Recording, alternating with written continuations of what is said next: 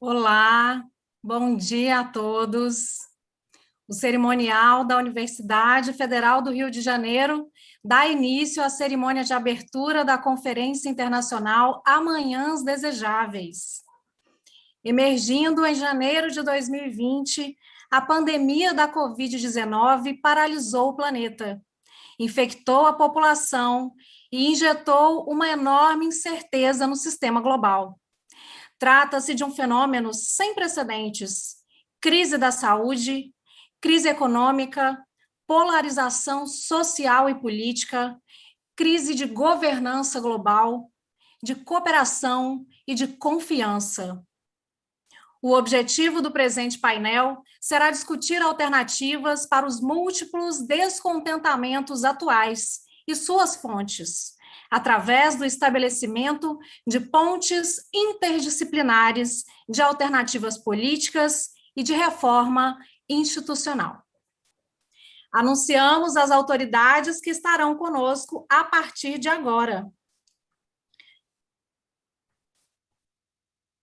Na presente cerimônia, a magnífica reitora da Universidade Federal do Rio de Janeiro, professora Denise Pires de Carvalho, o vice-reitor da Universidade Federal do Rio de Janeiro, professor Carlos Frederico Leão Rocha, a pró-reitora de pós-graduação e pesquisa da Universidade Federal do Rio de Janeiro, professora Denise Maria Guimarães Freire, o presidente da Fundação Carlos Chagas Filho, de Amparo à Pesquisa do Estado do Rio de Janeiro, FAPERJ, professor Jerson Lima, e a coordenadora do Fórum de Ciência e Cultura da Universidade Federal do Rio de Janeiro, professora Tatiana Roque.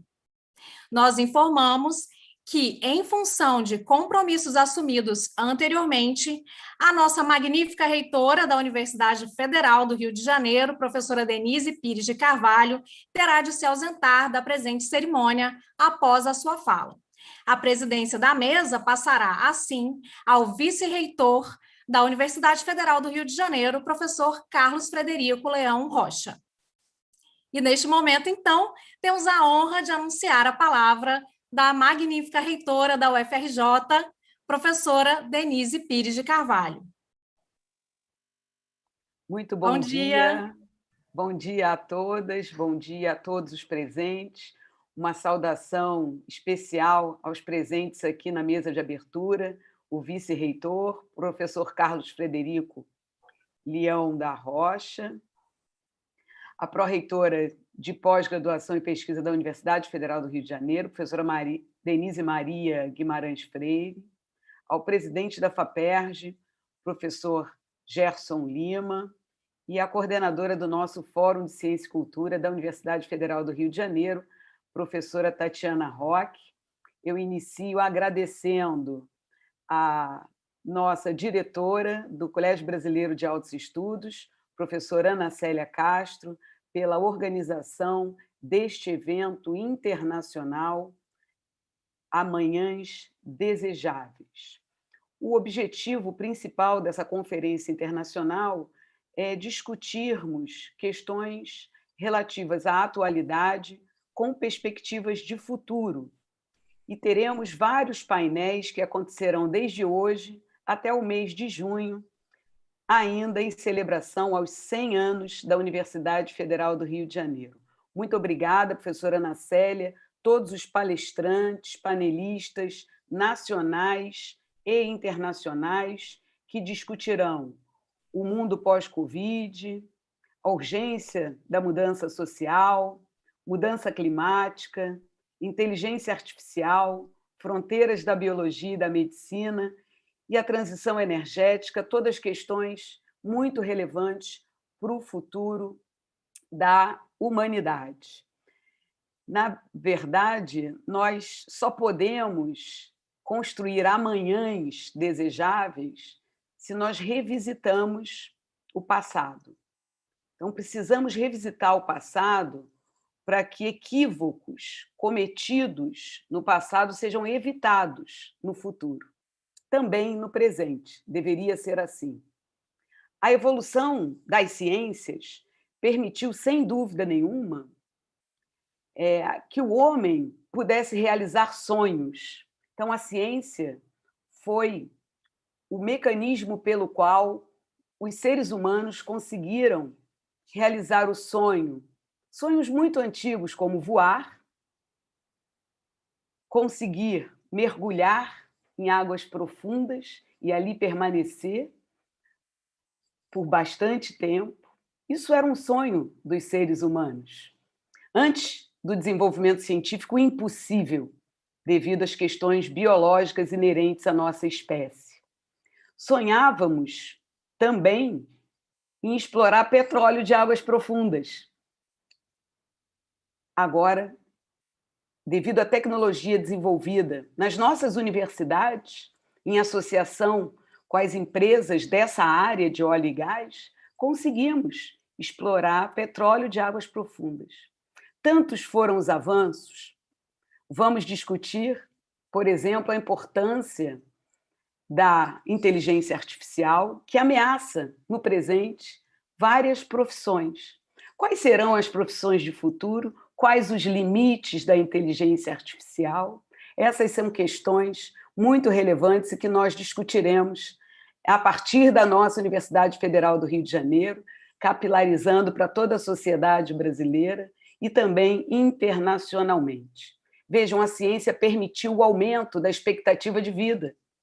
Hoje temos vários centenários. Tivemos o prazer de assistir à vacinação de centenários no nosso país, no momento de pandemia pela Covid-19, essa população de mais alto risco.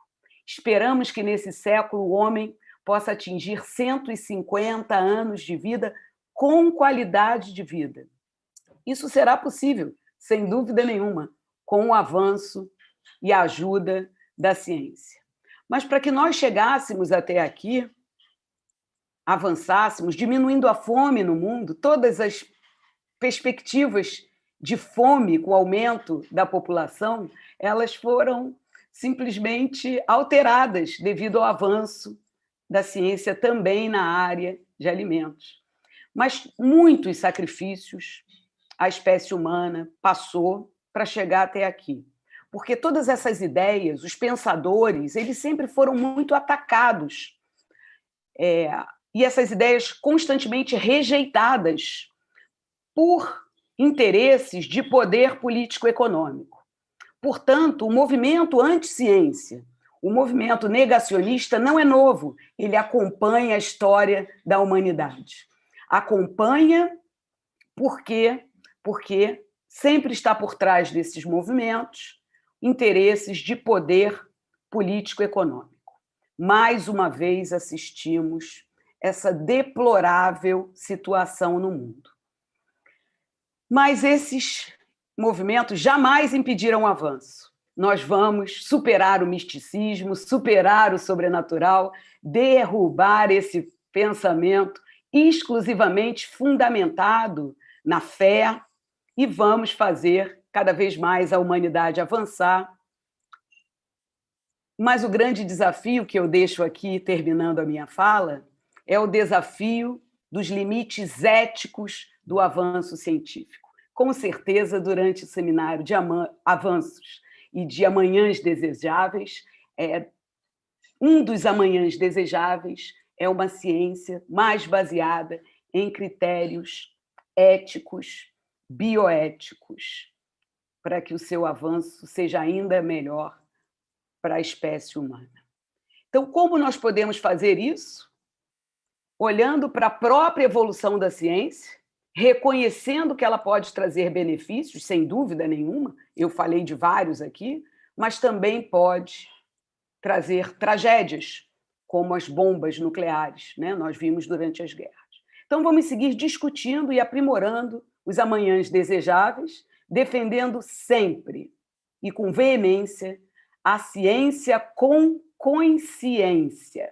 São esses os principais objetivos desse grande evento. Muito obrigada, mais uma vez, pela presença de todos vocês e vamos seguir discutindo os amanhãs desejáveis a partir da Universidade Federal do Rio de Janeiro e os diferentes pensadores que estarão conosco.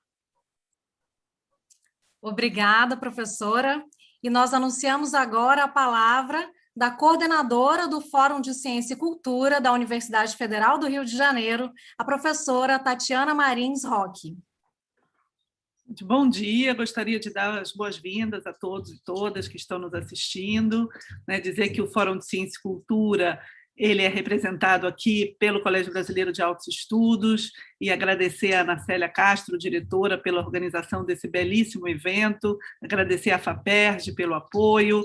E nós, né, da equipe da reitoria, temos um prazer enorme de estar realizando um evento sobre o futuro. Nesse momento em que a universidade completou 100 anos, é importante celebrar o passado, mas é importante, sobretudo, se abrir para as transformações rápidas, aceleradas e nem sempre positivas que nós estamos vivendo, né? Em um mundo afetado pela emergência climática e agora pela pandemia, que não parece ser a única.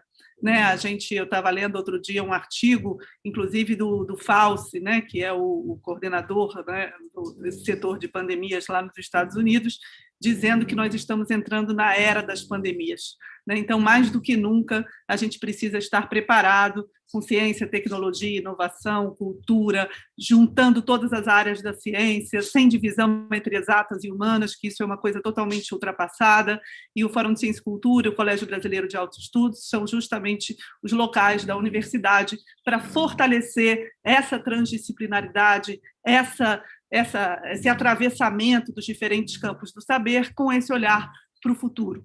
Né? Então, eu queria agradecer muito aqui também a parceria com a PR2, com o Print, né, aqui representado pela Denise Freire, nossa pró-reitora de pesquisa e pós-graduação, e dizer que esse é um evento que faz parte das comemorações dos 100 anos, pensando o futuro, se abrindo para diversos pensadores e pensadoras de renome internacional, com coisas a nos dizer sobre o futuro, e daqui a pouco nós vamos desdobrar também esse seminário em um outro sobre o FRJ mais 100, né? O que a UFRJ quer ser nos próximos 100 anos. Nós também tivemos um apoio importante da FAPERJ para isso e realizaremos em breve esse seminário, que terá um caráter menos para fora e mais para a universidade se pensar. Nós constituiremos grupos de trabalho, já quero anunciar, deixar o convite para todos e todas, que vai ser uma ocasião para a universidade se pensar em suas diferentes áreas, em conexão com essas propostas de futuro que vão ser apresentadas nessa conferência sobre os amanhãs desejáveis. Então, boa conferência, sigam a gente nos canais e participem também dos nossos projetos, que a gente tem muito a pensar, muito a refletir no momento em que a gente está vivendo. Obrigada, professora. E com a palavra agora, o presidente da Fundação Carlos Chagas Filho de Amparo à Pesquisa do Estado do Rio de Janeiro, a FAPERJ, professor Jerson Lima.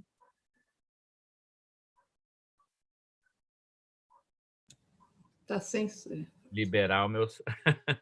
Bem, bom dia a todas e todos.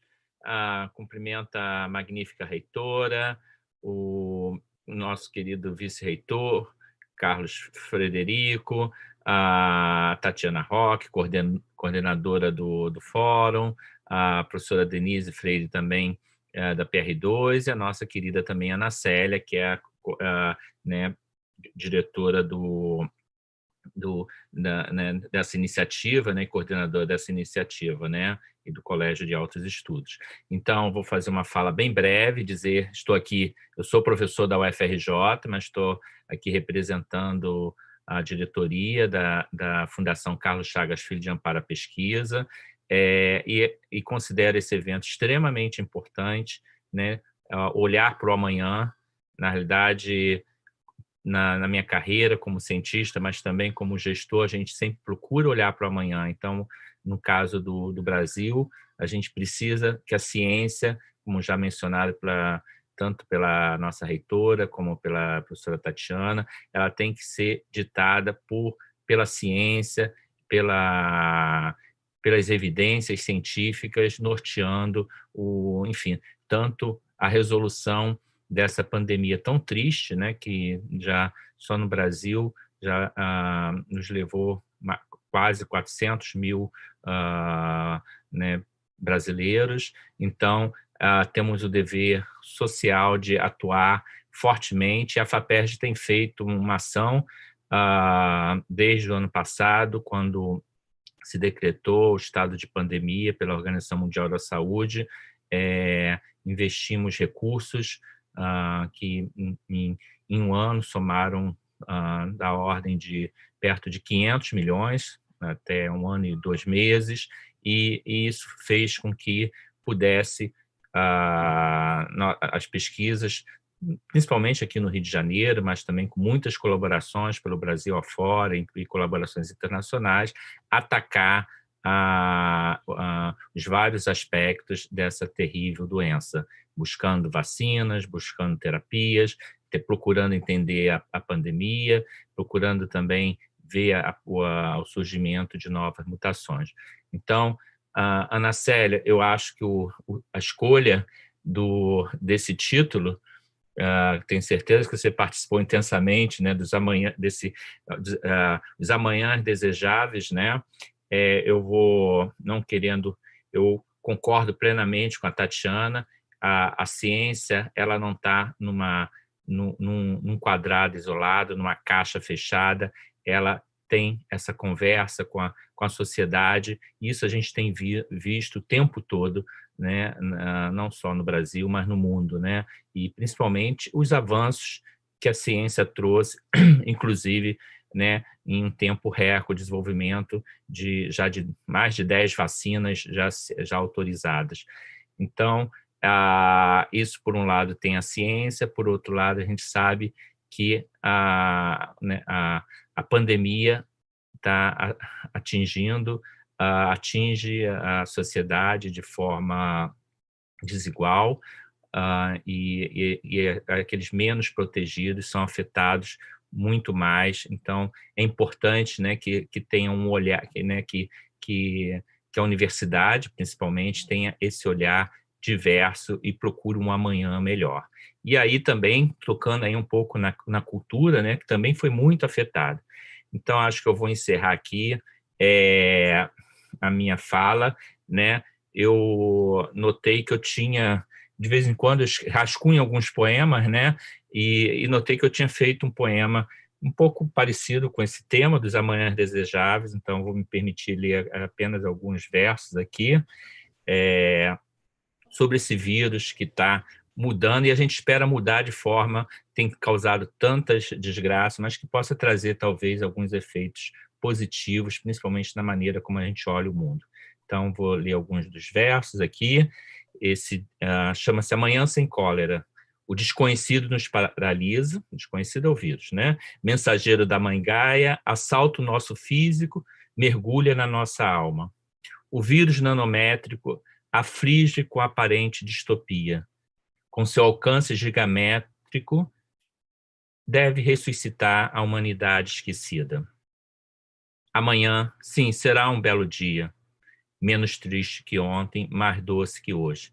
Então, é isso que eu desejo, realmente, muito sucesso nessas discussões, dos conferencistas excelentes, panelistas, e que a gente possa realmente trazer essa mensagem de esperança para o Rio de Janeiro, para o Brasil e para o mundo. Obrigado.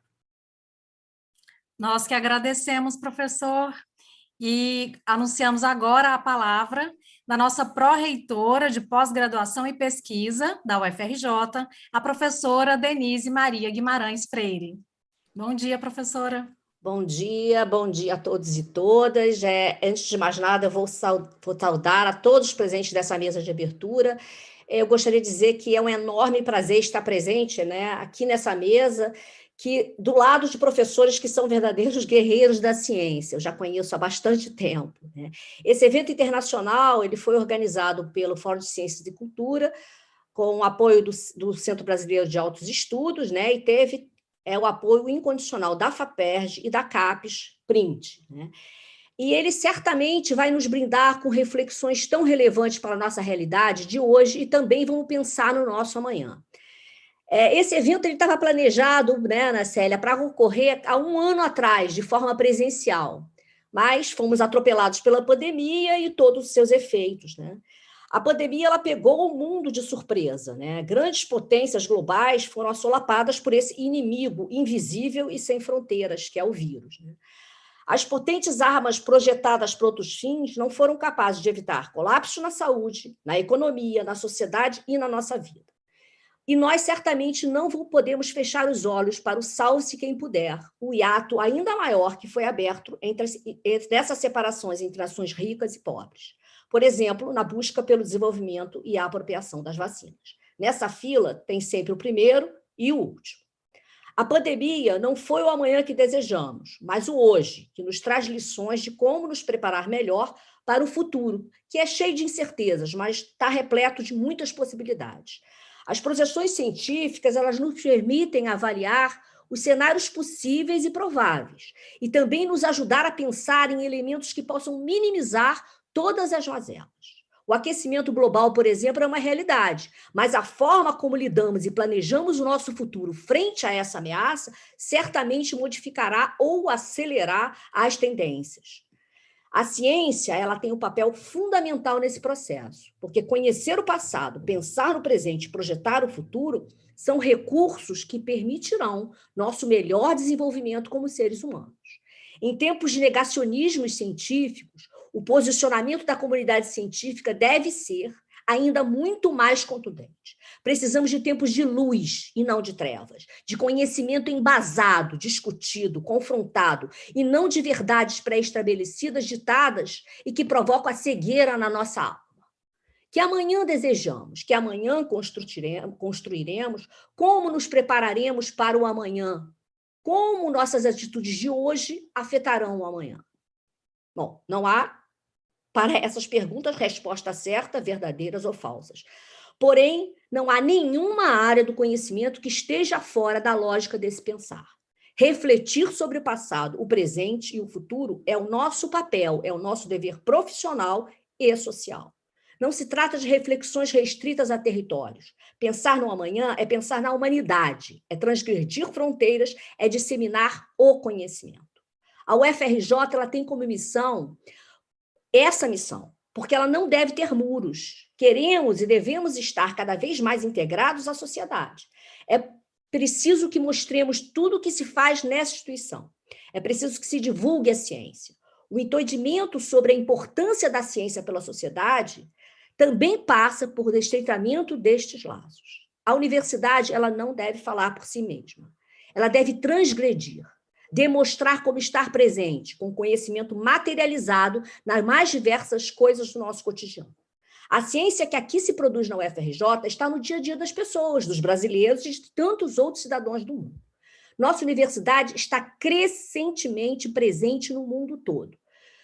Estamos entre os mais internacionalizados do país, mas ainda precisamos muito acelerar esse processo. O conhecimento não tem fronteira, não deve ficar circunscrito em território nacional. A ciência é e deve ser, por essência, internacional. A Pró-Reitoria de Pesquisa e Pós-Graduação, por meio da internacionalização da CAPES, do Programa de Internacionalização da CAPES, o CAPES Print, tem buscado fomentar esse movimento internacional de pesquisadores, de modo que as trocas sejam cada vez mais frequentes e que, juntos, possamos levar o Brasil para um patamar de desenvolvimento que, naturalmente, envolve muito mais investimentos em educação, em pesquisa e em inovação. Até o momento, apenas no âmbito do print, a UFRJ pôde realizar internacionalização com 285 instituições estrangeiras, localizadas em 31 diferentes países, visando a construção ou até a consolidação de parcerias já existentes em uma ampla rede de cooperação acadêmica no exterior. Ao longo desses 5 anos do projeto, que serão desenvolvidos o projeto, estão previstas 1.043 bolsas de mobilidade internacional, 76% para a mobilidade para fora e 24% para dentro.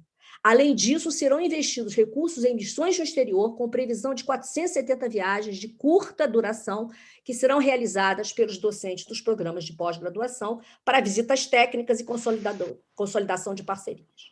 Apesar da pandemia ter tido um impacto enorme no planejamento do print, causando adiamento e mesmo cancelamento de muitas das nossas ações, nossos professores e alunos que conseguiram realizar as viagens planejadas trouxeram muito importantes contribuições para o desenvolvimento da pesquisa e do ensino na UFRJ, que serão mostradas nos painéis do print ao longo desse evento.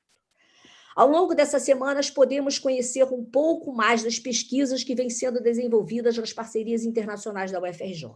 Certamente, esses debates nos trarão lições e indagações sobre o que esperar e como projetar o nosso amanhã. E eu espero, sinceramente, que o nosso amanhã seja muito, muito melhor do que o hoje. Que a gente todos tenhamos um excelente evento. Muito obrigado, agradeço e vou dizer para o Jerson Lima que eu adorei o poema dele. Obrigada, professora. Bom, e com a palavra agora o vice-reitor da Universidade Federal do Rio de Janeiro, o professor Carlos Frederico Leão Rocha. Bom dia a todos, bom dia, Jerson, bom dia, Denise, bom dia, Tatiana, bom dia, Célia. Eu queria primeiro parabenizar a Ana e a Tati pela organização do evento. Esse evento é fundamental pensar o futuro. É fundamental nós olharmos, e a universidade tem um papel importantíssimo nisso, porque nós podemos, com a ciência, a cultura e a arte aqui desenvolvidas, projetar futuros melhores. Essa semana nós assistimos a algo que me deixou assustado, foi a projeção do futuro do nosso ministro da Economia.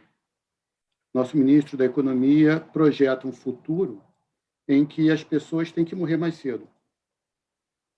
É justamente o oposto do que nós desejamos, é o oposto do que nós gostaríamos. Eu fiquei me lembrando, e aqui eu faço referência à arte, a arte é sempre uma saída, fiquei me lembrando de um filme muito, muito importante, lá do início da década de 80, chamado Balada de Narayama. No filme, o filme se passa numa vila japonesa do século XIX. E nessa vila você tem regras para a sobrevivência, uma economia de subsistência, não tem excedente, e as famílias não podem procriar acima de uma determinada taxa. Então, a partir do terceiro filho, não há direito à procriação, mas o que era mais assustador naquele filme é que quando os velhos perdiam os dentes, eles deveriam ser levados pelos seus primogênitos à montanha de Narayama e deixados ali para morrer. O futuro projetado pelo nosso ministro da Economia é esse. É deixar os velhos na montanha para morrer. Eu, desde aquele filme, aprendi que saúde, previdência são partes do futuro que nós desejamos. E é importantíssimo nós pensarmos nesses futuros. Nós queremos um futuro que as pessoas sejam levadas às montanhas para morrer. Nós queremos um futuro em que tenhamos que construir um filtro na Terra para conseguir manter as condições climáticas básicas de sobrevivência.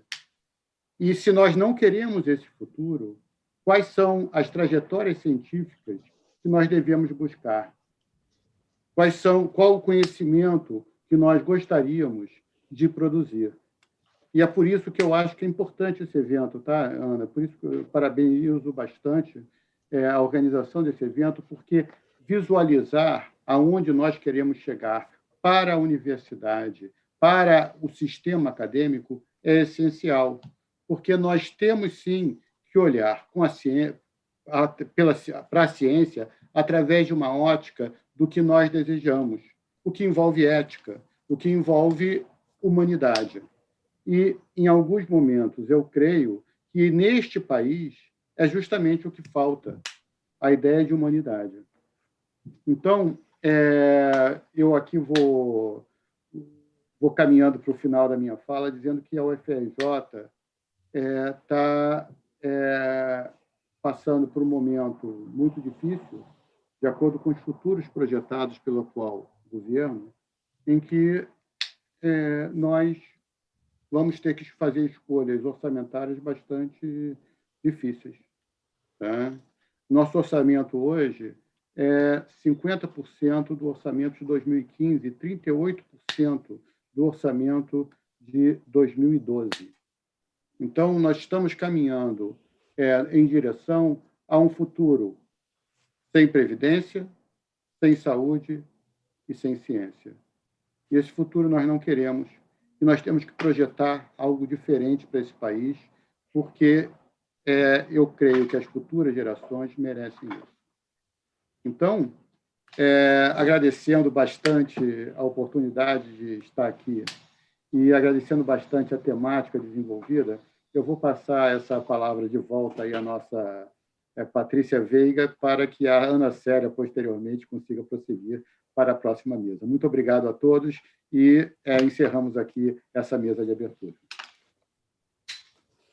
Bom, pontualmente às 11, nós encerramos a mesa e agradecemos à Universidade Federal do Rio de Janeiro, o Fórum de Ciência e Cultura, a Pró-Reitoria de Pós-Graduação e Pesquisa, a Fundação Carlos Chagas Filho de Amparo à Pesquisa do Estado do Rio de Janeiro e a Coordenação de Aperfeiçoamento de Pessoal de Nível Superior agradecem às autoridades presentes e a todos que nos acompanharam até o momento. E então convidamos a nossa anfitriã, a diretora do Colégio Brasileiro de Altos Estudos, professora Ana Célia Castro, para dar sequência ao evento. Tenham todos um bom dia. Bom dia, professora. Bom dia. Welcome to everybody. While it would be typical to do so, I will not begin by talking about the topics of the conference or the outstanding participants. All of that information is available at the click of a link. Instead, I want to talk about the meaning of desirable tomorrows. Tomorrows will be most desirable than ever in the post-pandemic world, in Brazil, in India, everywhere. Desirable tomorrows is not a utopia. A utopia is an imagined place or state of things in which everything is perfect, an ideal and thus elusive place. Utopia is a Greek word meaning nowhere. Thomas More used that word as the title of his book published in 1516, in which he described an ideal society. Desirable tomorrows is not a utopia. While utopia is nowhere, desires do have a place. They have many, because they are moving forward all the time. Wishes are not immutable, and furthermore, they have multiple destinies. Desires different from utopia can be achieved. They are part of the dreams of humanity, though the visions reflect sometimes daily reality. Desires are what we want now and what is necessary to build a better future. The understanding synthesized at this conference will be essential to building the Federal University of Rio de Janeiro Institute of the Future. After completing 100 years, our university is looking forward to the horizons of the future.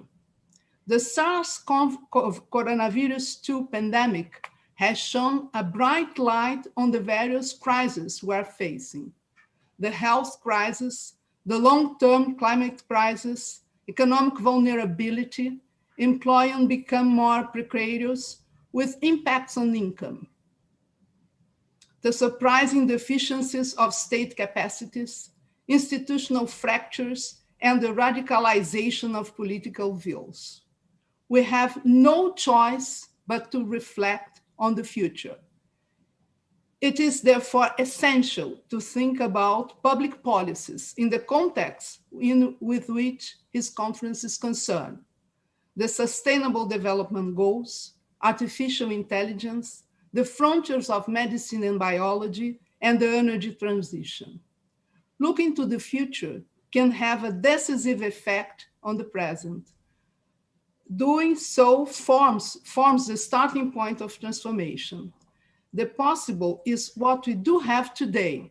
The strategic question is how to think about tomorrow, the desirable tomorrow, starting from what we have today, yet without accepting that we cannot change the present.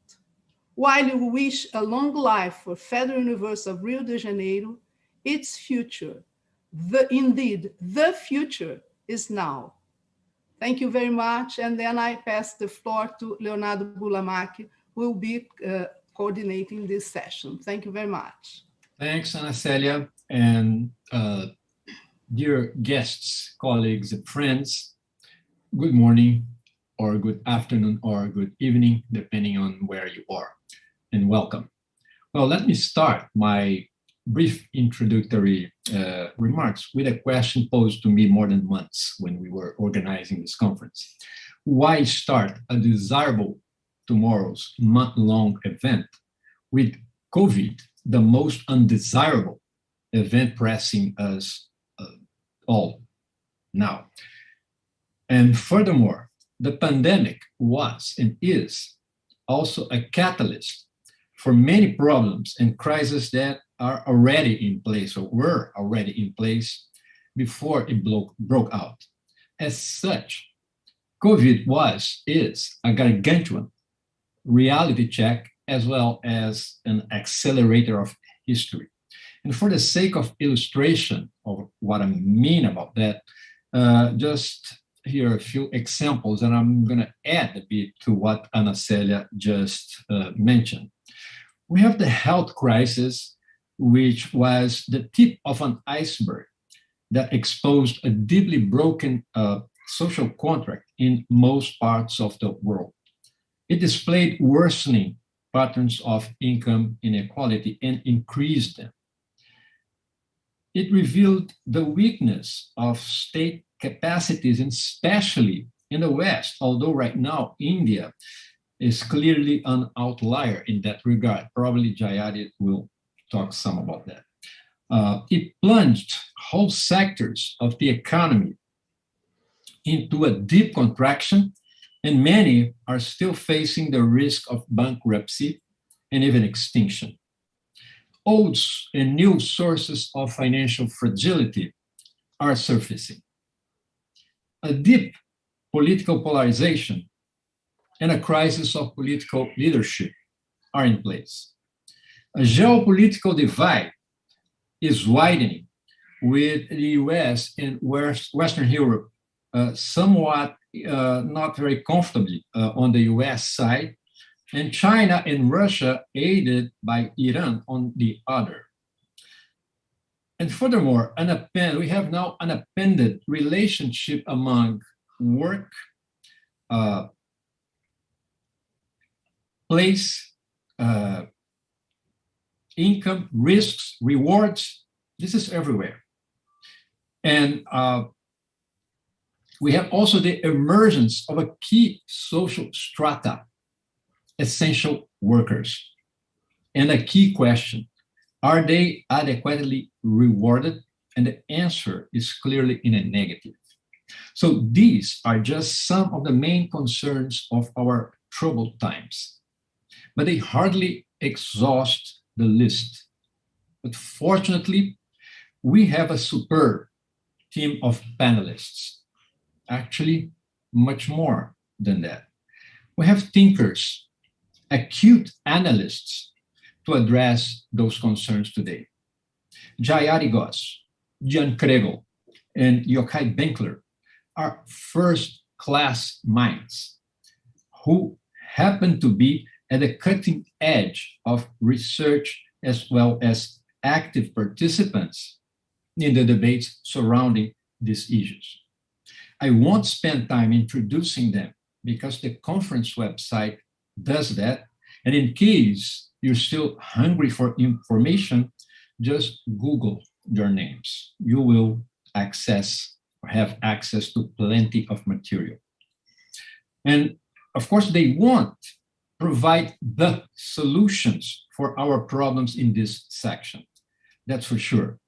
But their take will guide us to better understand them and maybe throw some light into how to get to desirable tomorrows, the big theme of our conference. As I wrote in one of the technical notes for the conference, most of the problems we face now are really not new, but most of the answers to them have to be.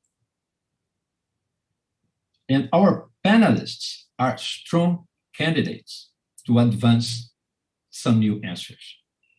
And they will speak for 15 minutes each and subsequently react to each other in a 5-minute fire chat. That should throw some debate already in the panel. After that, questions from the audience will be taken and we will close the session with the answers. So thank you all for being with us. Special thanks for our panelists, guests, and let's get to it. And so, Chayadi, the virtual floor is yours. Thanks so much for coming. Thank you so much, Leonardo, and thank you, Célia, for this opportunity and this chance to interact even virtually with all of you and Jan and Yochai.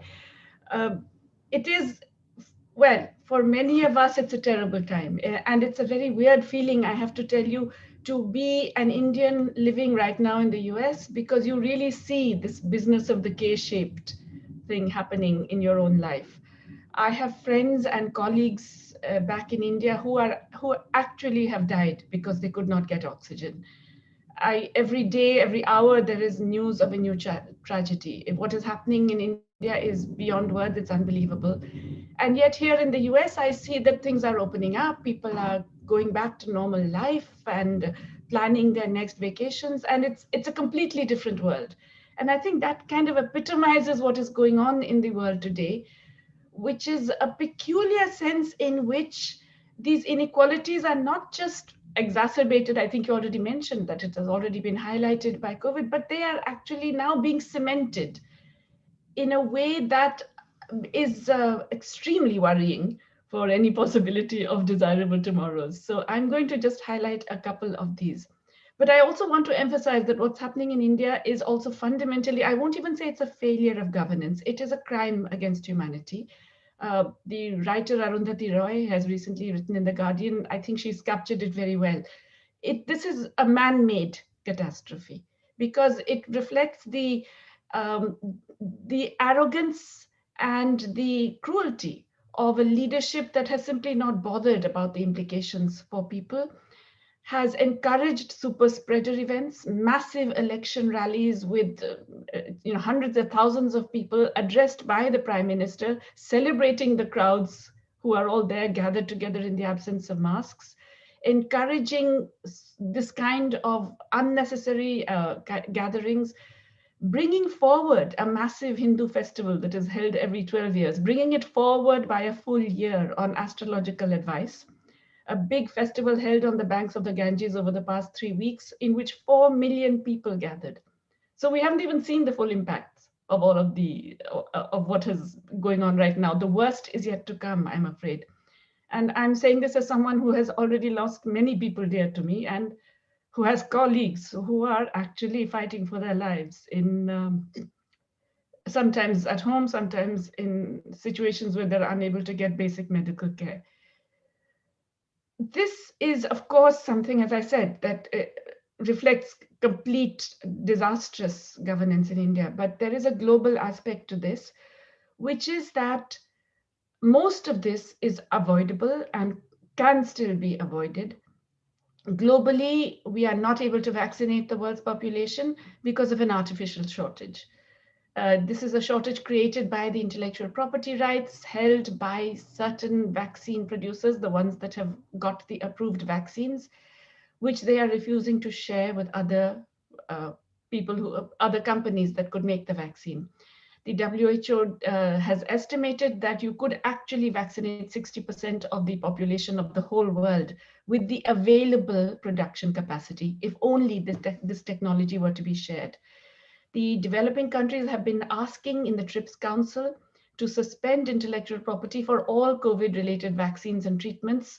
They have been asking this since October last year. It has been rejected 9 times in the TRIPS Council by a group led by all the advanced country governments. And this is ridiculous because it's against the interests even of people in the advanced countries. It's not just a question of grabbing vaccines and trying to vaccinate your own population. The longer you allow this to persist, the more you get these mutant varieties. And we know that it's the virus mutations in India that have created this problem. They are proving resilient to several of the existing vaccines. And so this can come back and affect people in the developed world as well. It is ridiculous to restrict production in this way. And so I think one of the first things we need for a desirable tomorrow is to stop the damage today. And an essential part of that would be the suspension of intellectual property rights on vaccines and all other COVID-related treatments for the duration of the pandemic. The other huge aspect of this K-shaped, I can't even call it recovery for one group and dramatic decline for a large part of the rest of the world, is the huge difference in fiscal stimuli across advanced countries and developing countries. Of course, the US leads the pack. I think it's accounted for more than half of the total amount of stimulus spending, according to the IMF. But the developed countries anyway account for 80% of the stimulus spending. And if you want to go by per capita comparisons, I'm not sure what the latest number is in the US because they keep adding to the spending. Jan will have a better idea, but it's certainly in the range of $20,000 plus per capita. By contrast, the available data suggests that for the least developed countries, the stimulus in the last year in 2020 was $2 per capita, $2 per capita. In the emerging markets and developing countries as a group, it was $5 per capita.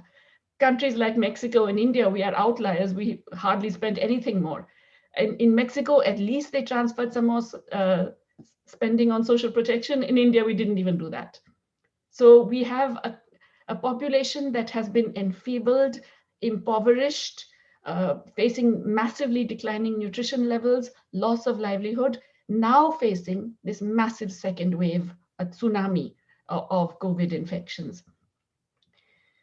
This inequality in fiscal response is very much a result of the nature of the global architecture, which Jan and you and all of you know much better than me.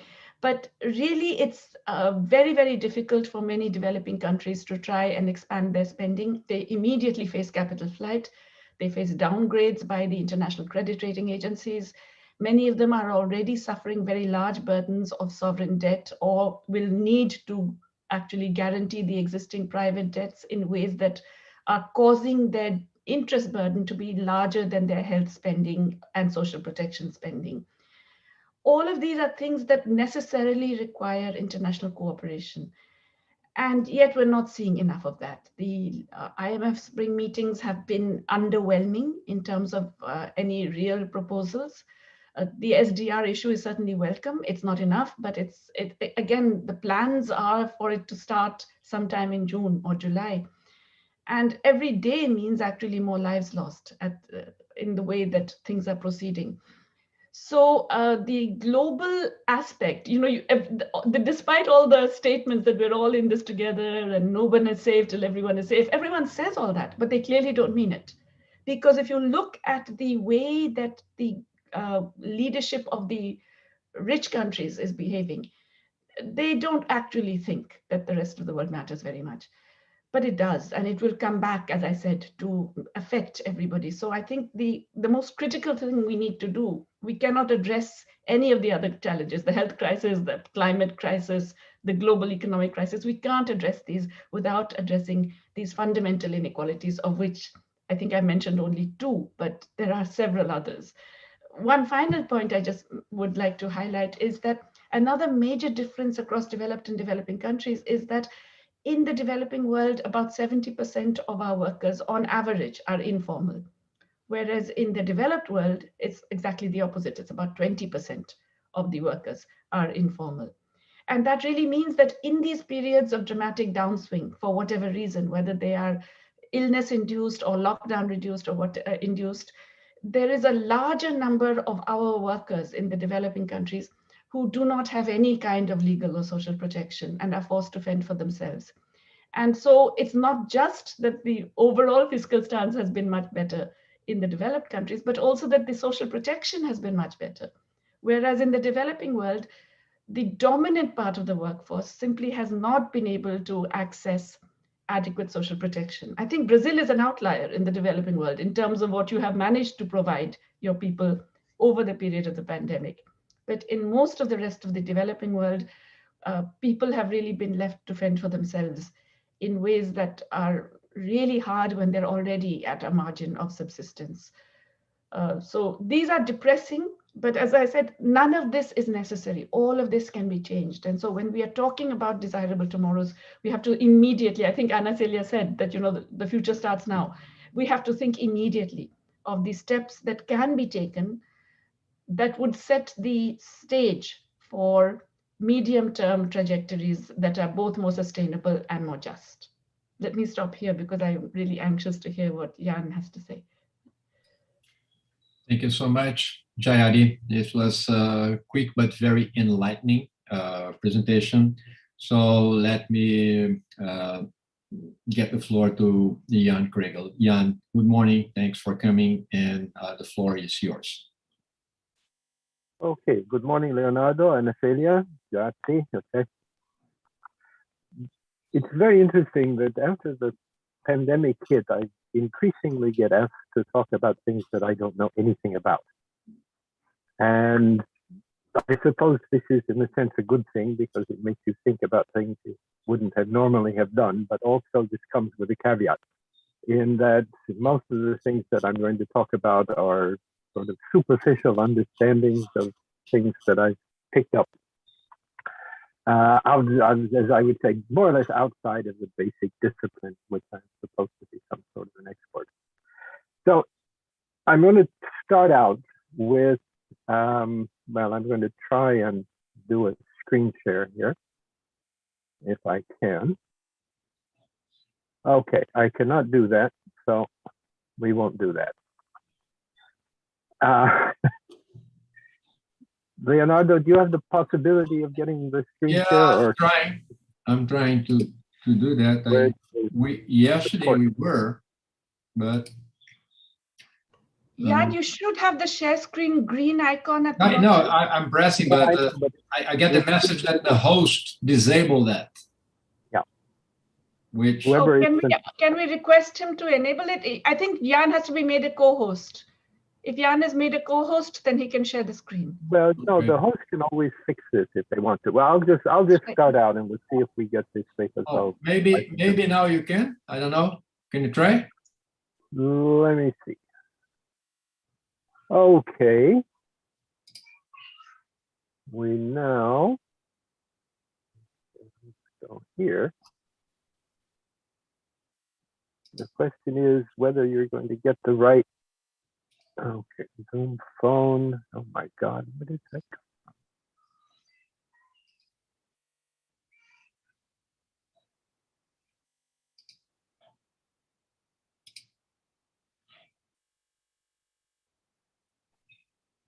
Yeah. Okay. Okay. We're good. Yeah, I think we made it. Okay, that's good. Okay, I was going to start out. No, I have to go back here to do this. Can you hear the? Yeah.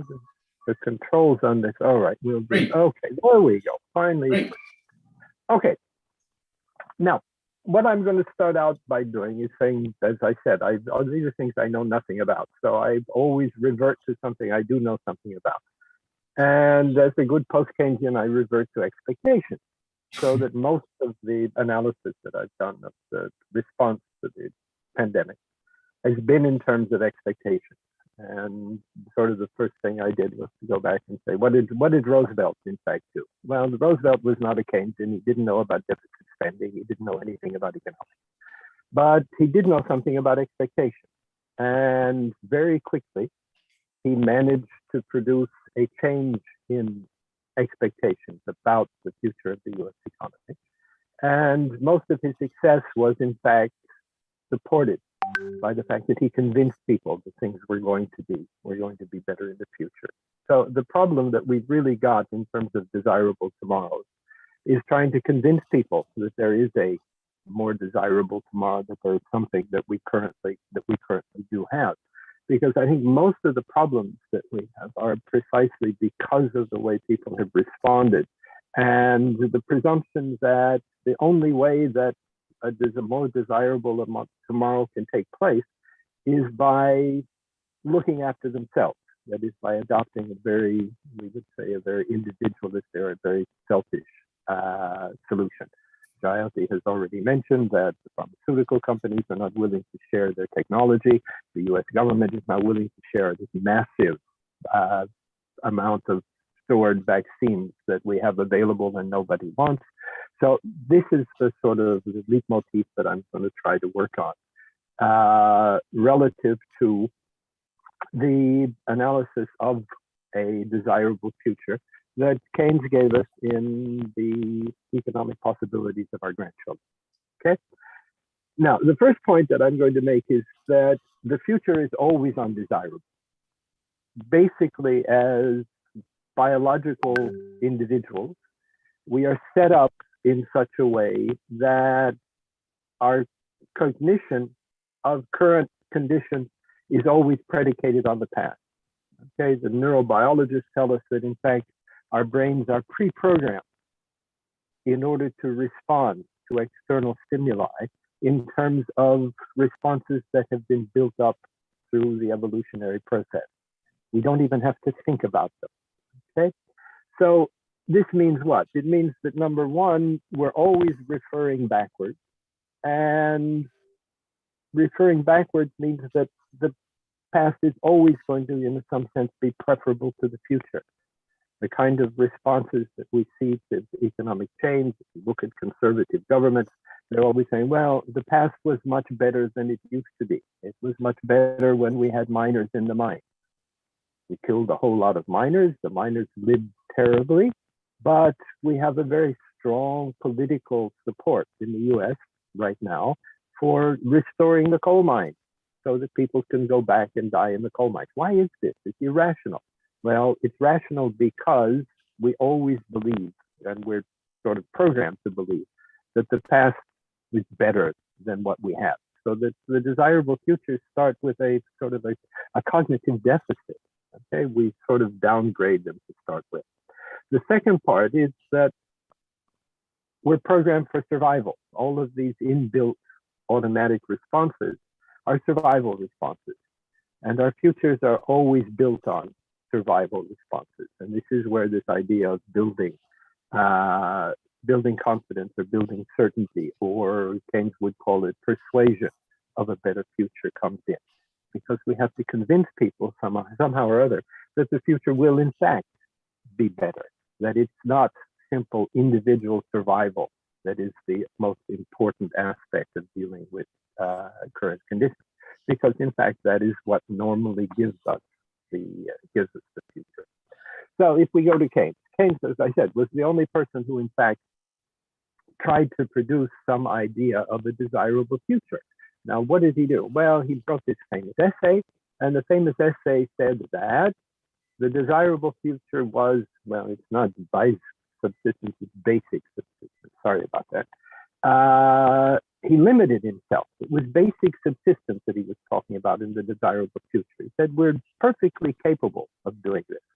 Obviously, I point out quickly that he didn't have Veblen in mind, he didn't have Hirsch in mind, he didn't have Duesenberry in mind, all of these people who said that basic subsistence was really not going to be sufficient for a desirable future, but he said we can do it. And in fact, we look at the date at which he was writing, the 1930s, more or less the global economies have in fact produced the level of income that he thought would be sufficient to provide for basic subsistence for everybody. Now, obviously, this didn't happen. It didn't happen because, well, first of all, the problem of income inequality, but basically a whole number of other issues have become part of basic subsistence. Pandemic subsistence. Okay, the first thing in terms of the pandemic, we said, well, let's give these people money and then let's tell them they all have to stay home. That to me was pretty stupid. Why? Because if you're staying home, you've got money, you can't spend it. You can't go out, you can't go to the shops. If the shops can't sell it, they don't produce it. And basically, you've made the problem worse. Basic needs was providing food, it was providing shelter, it was providing certainty to people. But we didn't do that right away. Secondly, sustainable environment, longer term. Okay, do we have clean water, clean air, climate crisis? Are these basic subsistence? Okay, these are all things that more or less it was impossible for Keynes to predict when he was looking. And the idea that somehow or other individuals would be capable of doing this depended on what? Well, depended on something that was very important. And this was Keynes' idea of looking at the idea, the basic idea of what now we would call the fallacy of composition.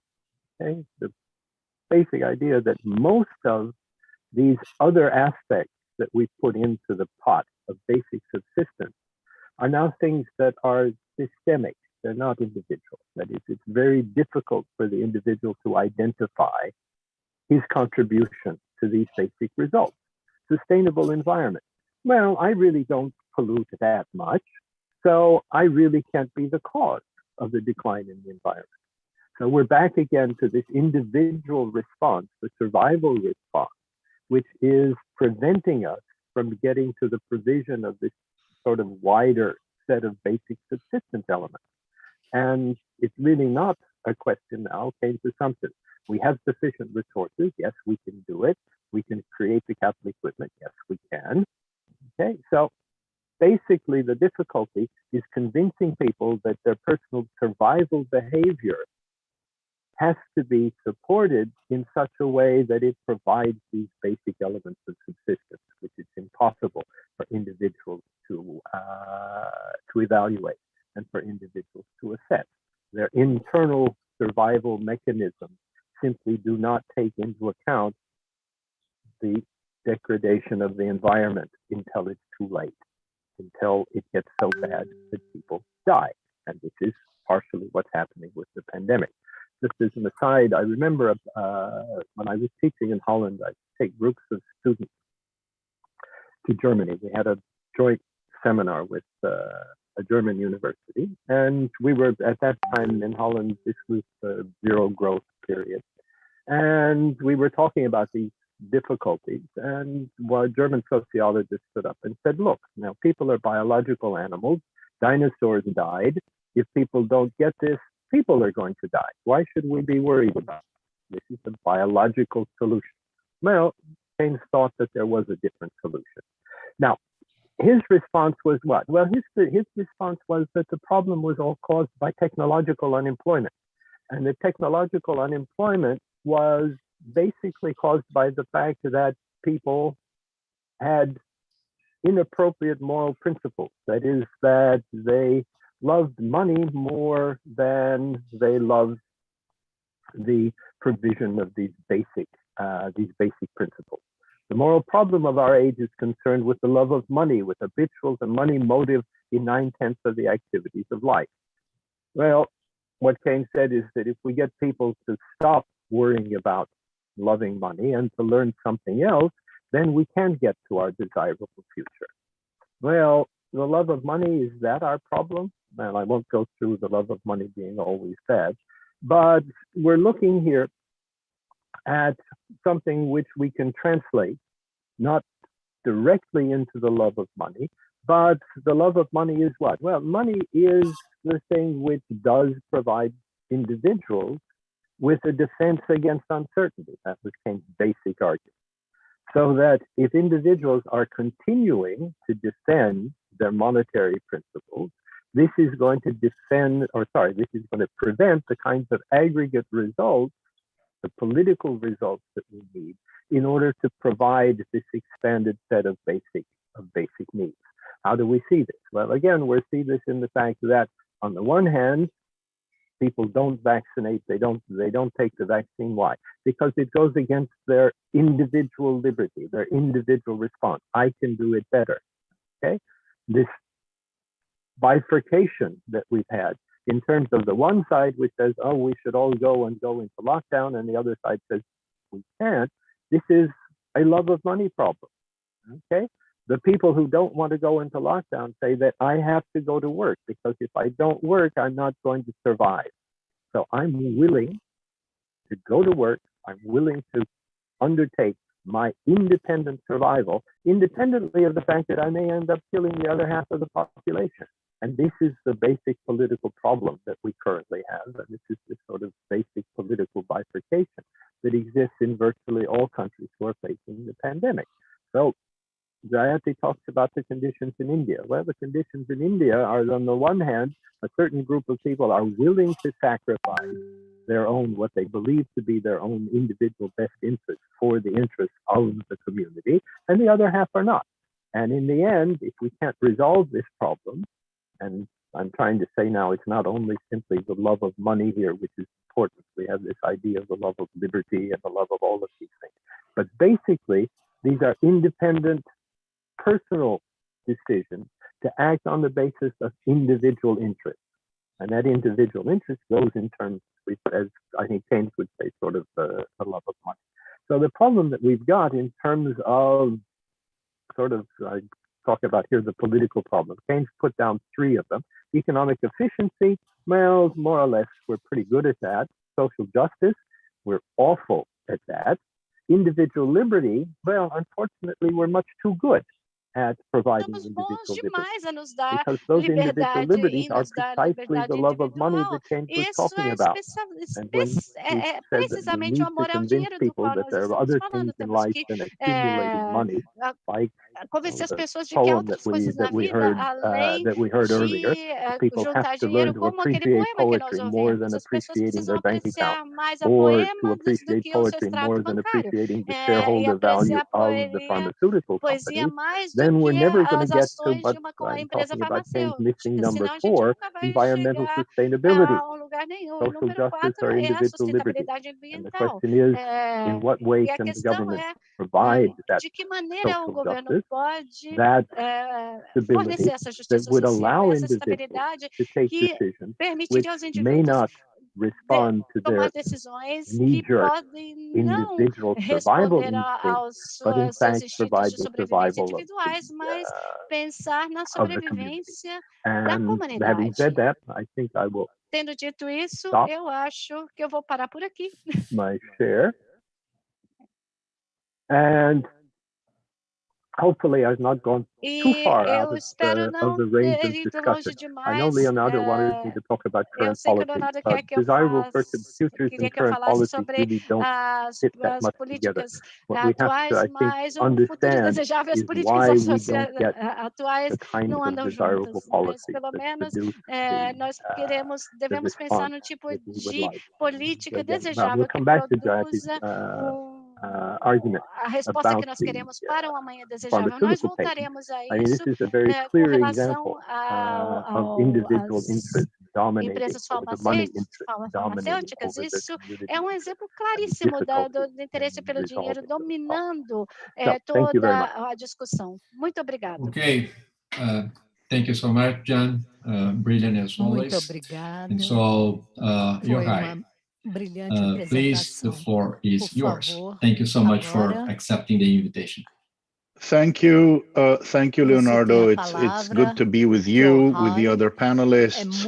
I have to warn you that I'm going to have a completely different talk than what you thought I would. largely in response to what the prior two speakers and you yourself raised. But I'm happy to come to questions of propaganda and social networks in the conversation later if we want. But really, as I was listening this morning, I think there's a very different frame that's worth thinking about. And in some sense, you could imagine it almost as the polar opposite explanatory framework to what Jan presented as an individual, biological, natural way of thinking about the world. And I want instead to talk about history and to locate the present crisis in a century of crises and the resulting regimes that emerged out of them.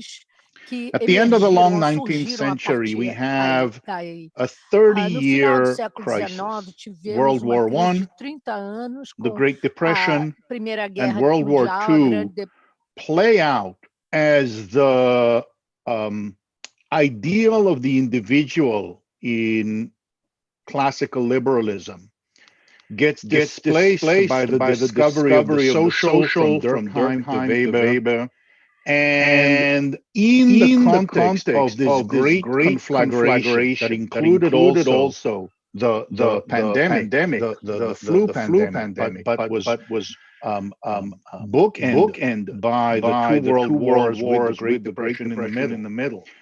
Across the world, we discovered the social and saw the emergence of solidarity as a core organizing principle and a version of high modernism, of state planning, of managerial planning. And we saw an integration of technologies that were focused on harnessing and controlling the masses, the assembly line, electrification, flight, radio, television, the mass media, combined with a way of combinado com uma maneira de olhar para o mundo que enfatiza a especialidade. National economies with strong national identity and solidarity, with emphasis on the family wage, the family man, a very clear patriarchal structure that is seen as a reflection of the state, and institutions, whether it was Keynesianism or dirigisme, whether it was national-led development policies with Taylorist structures and Fordist structures of production and unions, national and regulated industries after the version that was fascism was defeated. This competition between the authoritarian version of social solidarity and control and the democratic version set up the Cold War. This only survived for 30 years before we went into another 15 to 25, depending on what you want to count, year of crisis. And if I focus on the US, which is what I know about, it's really Vietnam and the great inflation.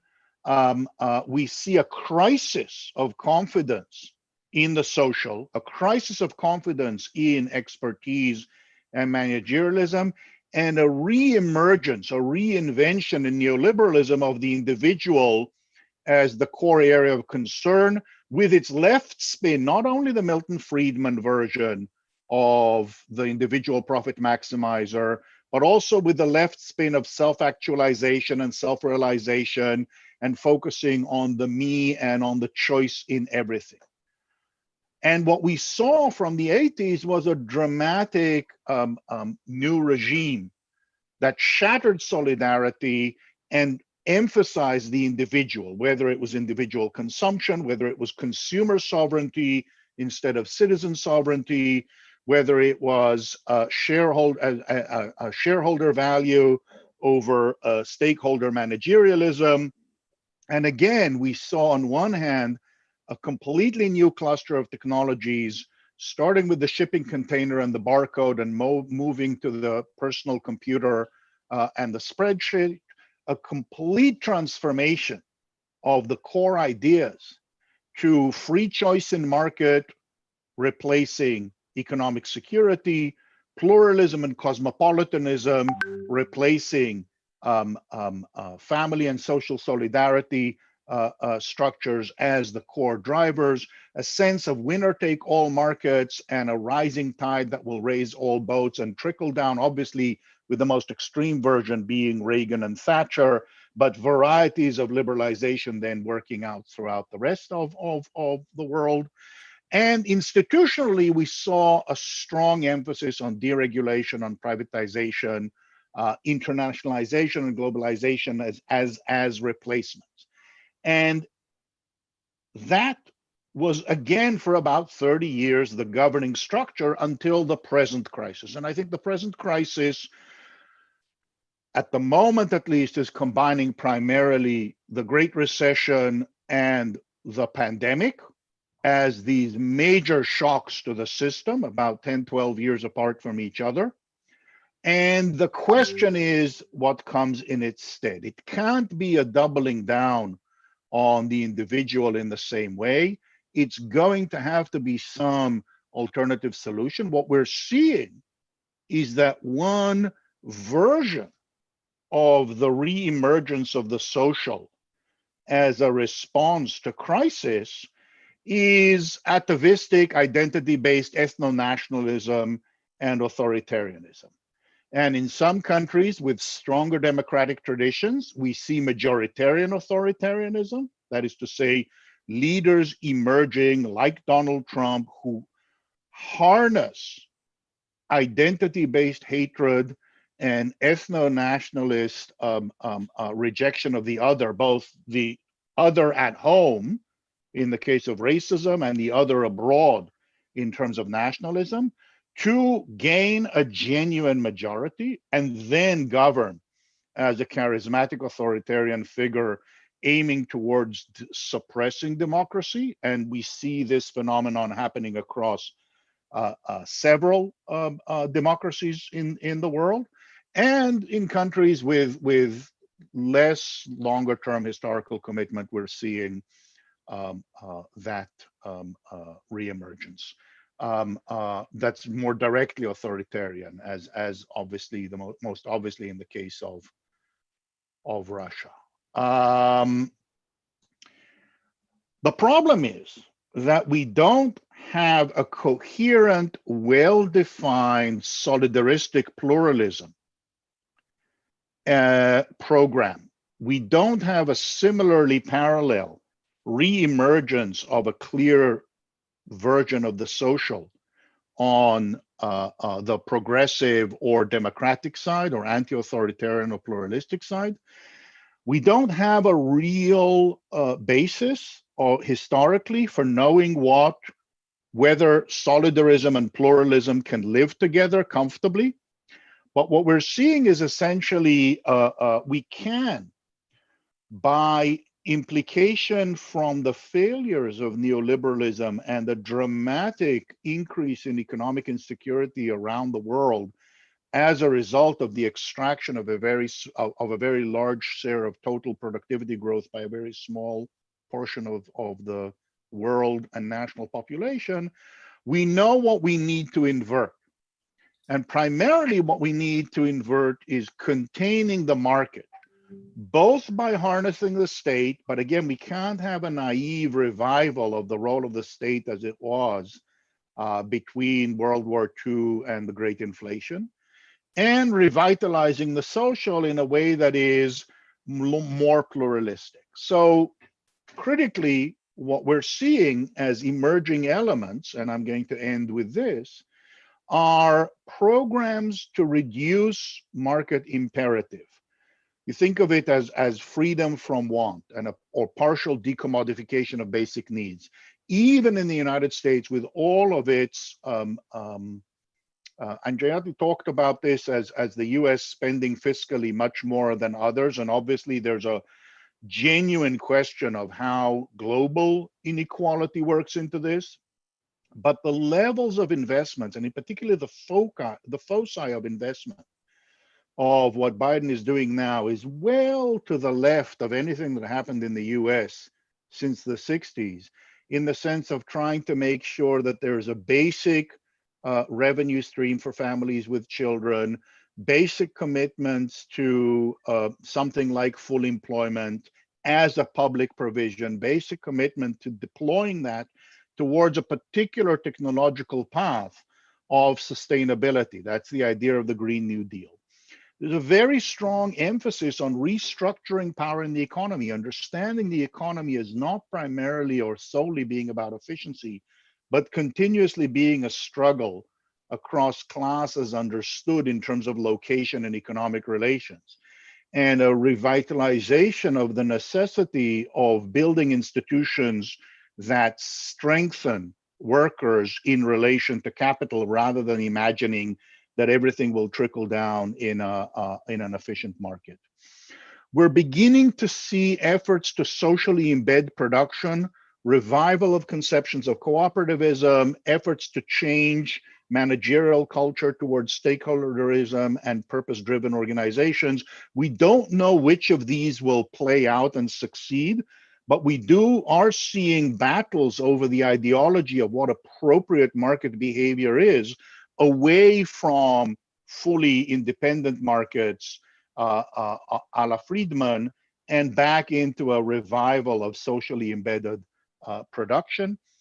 We're seeing again the effort to rebuild state capacity, and I think in this regard, the central role of states in battling the pandemic needs to be leveraged, and the central failure of states that fail to do so needs to be built on to reconstruct our understanding of the central role of well-functioning and accountable states to operate.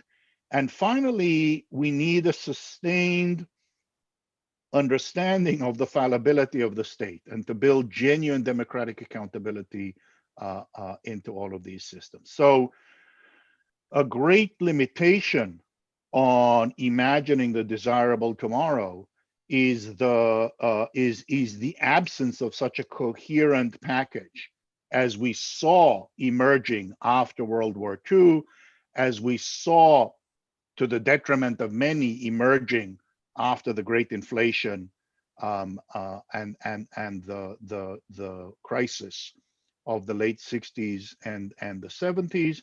And that essentially, to me, is the primary intellectual role of a project like yours, thinking about desirable tomorrow, is to put together the elements that could provide for a solidaristic pluralism of a new form that is committed both to socially sustainable and ecologically sustainable continuous increase in standard of living, and primarily and first and foremost, generalizing economic security across the population as a whole. And I think I'll stop there and look forward to the conversation. So, okay, thank you. Extremely acute, again, as always. So I told you, colleagues on the audience, that we have three first-class minds, thinkers here. So, and I think also that we have material for a discussion from what the three of you just said. So before asking you to react, and I will ask Jayati first because we'll go in the same order to react to what we just heard, let me throw one for the three of you in terms of, for the sake of provocation. I'm under the impression that we heard three different stories about mostly the West, with India as an outlier, because India is not a Western country, but the way it's behaving, it looks very much like the Western countries, what we did. But we have Asia, and we have especially East Asia. And I would ask, do we have East-West divide in the sense that the story that you just told and the reflections you just made, are very well fitted to the West and with India in, but not very much to the East, because there we have a very different combination of state capacity, political leadership, and culture. The three elements, the mix of these three very important elements it's different. And my question obviously is, well, to what extent you agree with that? And if so, is the problem basically a Western problem, or all that you said also fits that well with East Asia? So please react the way you want, but that's the one I wanted to hear something about. Jayadi, please, the floor is yours again. Okay, well, thank you, Leonardo, for that curveball. Apropos East Asia, we have to be careful not to homogenize it. China, Vietnam, Korea, yes, definitely different, especially China, Vietnam among developing countries, because South Korea is no longer developing. Definitely different. But the rest, I mean, Philippines, Indonesia, Malaysia, no, I'm sorry. It's also equally, not equally, nowhere is as bad as India right now. But if you like, the sort of neoliberal mindset is also deeply entrenched. They have also run down their health systems. They are also likely to face future. So I don't think it's a Asia versus, I don't think it's a hemispheric issue. I think it's really a question of how deeply the neoliberal ideologies have permeated into the state rather than, and the society actually. But having said that, okay, one thing I want to take issue with you, Yochai, I mean, this last 30 years has not been efficient, right? This is not about efficient market working. This is about power of large capital to get the state to promote its interests. And let's face it, this is a system on life support. I mean, even in the US, capitalism would not survive without huge infusions of liquidity. And we've seen this from the 80s onwards, right? I mean, Jan knows this better than anybody, beginning with savings and loan scandal, but then the 90s and the Enron thing, and then, of course, the global financial crisis. But since then, this is a system that has only survived because of continuous blood transfusions, right? I mean, of liquidity, and now even that's not enough, so fiscal support, it's not efficient. So then the question is, how come this is happening? It's because of power. And this I want to ask Jan, because, you know, it's not just that there's one group that wants something and another group that doesn't. It's a question of which one has got power, political power. What's the power imbalance? And I think, I mean, here in the US, you dodged a bullet, or maybe you dodged, I don't know, now that we see what's happening in India, a firing squad. But you know, it's really a question of political power. I don't think what is happening in India is inevitable, even given the previous history of neoliberalism. I think it's really a reflection of the nature of the power balances that exist in India at the moment, and the kinds of, you know, groups in power and their interests. So what we're getting in India is disaster capitalism at its worst. It need not have been at its worst. You could have got different varieties of, you know, response to it, even within a background of neoliberal, you know, hegemony over the past 2 decades. So I suppose the question to Jan would be that it's not just that people in general are uncertain and have certain risk preferences about the future and so on. It's also a question of who has the power, what their preferences are, and who is then able to change the entire policy discussion in their favor. Which is why I would say, and then I'm coming back to Yochai, I don't think it's an absence of us not having an alternative in the model. You know, they keep saying that, oh, you don't have a well-developed alternative. That's not true. I think, you know, I mean, people in this room have been putting forward, this Zoom room have been putting forward alternatives, viable alternatives, and changing them according to how the situation changes, nationally, locally, globally. It's really a question of whether those alternatives are able to capture popular imagination.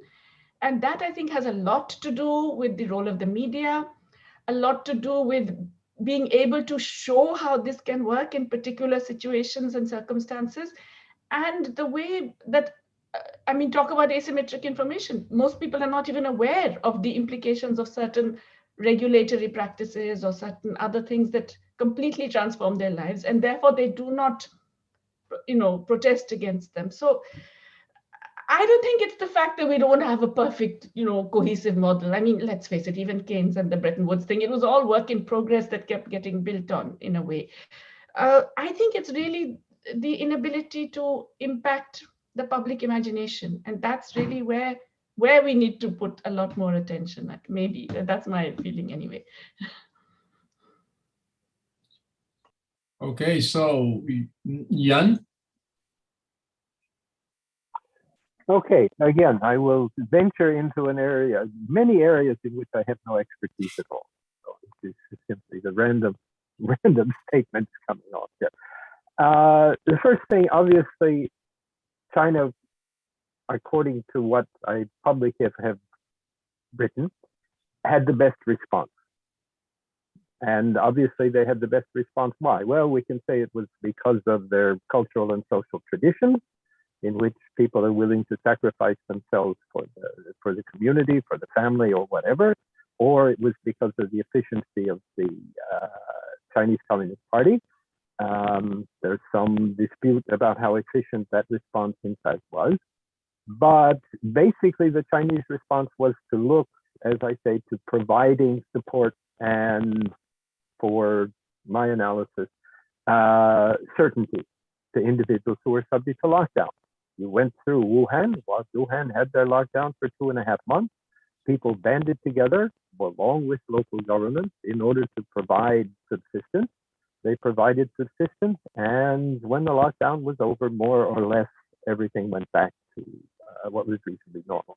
Now, from the West, we look at this and we talk about, well, this was a drastic suspension of civil rights, drastic suspension of liberty. We're going to fight against this sort of social cohesion and organization. I just look at this and, I just shake my head and say, people simply do not understand what they're talking about. If you're going to have some sort of overall cohesive, coherent political package, that cohesive political package has to have some sort of domestic support. And in some economies, it's easier than others. I think, Jayati, what you're saying is that we need more books of Keynes' essays in persuasion than we need books about essays in economics. There was no coherent political package in the post-war period. In fact, the coherent political package in the post-war period was to break down everything that had been done during the Depression in the United States. The same thing was more or less true in Britain, and it was more or less true in Holland, a country which had a very strong, what we said, coherent, cohesive position, which was explained to me when I lived there, was on account of the dikes. That is, the Dutch were sensible enough to realize that if the dikes went down, they all would drown, and therefore they had to act together in order to build the dikes. So I think you're right, Jayati. It's not a question of having a coherent proposition. It's a question of, as in your representation of who has power. But if you look at the way this power system works, the power system of the people who are able to survive, those people who are certain that they're going to be able to go to the government and get the bailout. And the paradoxical thing here is that the people who are against the so-called cohesive or generalized umbrella are the people who are supposed to benefit from it. Okay, in the United States, the people who don't get the vaccine, the people who don't support the cohesive mechanism are the people who would be the direct beneficiaries. So you're back to your persuasion again.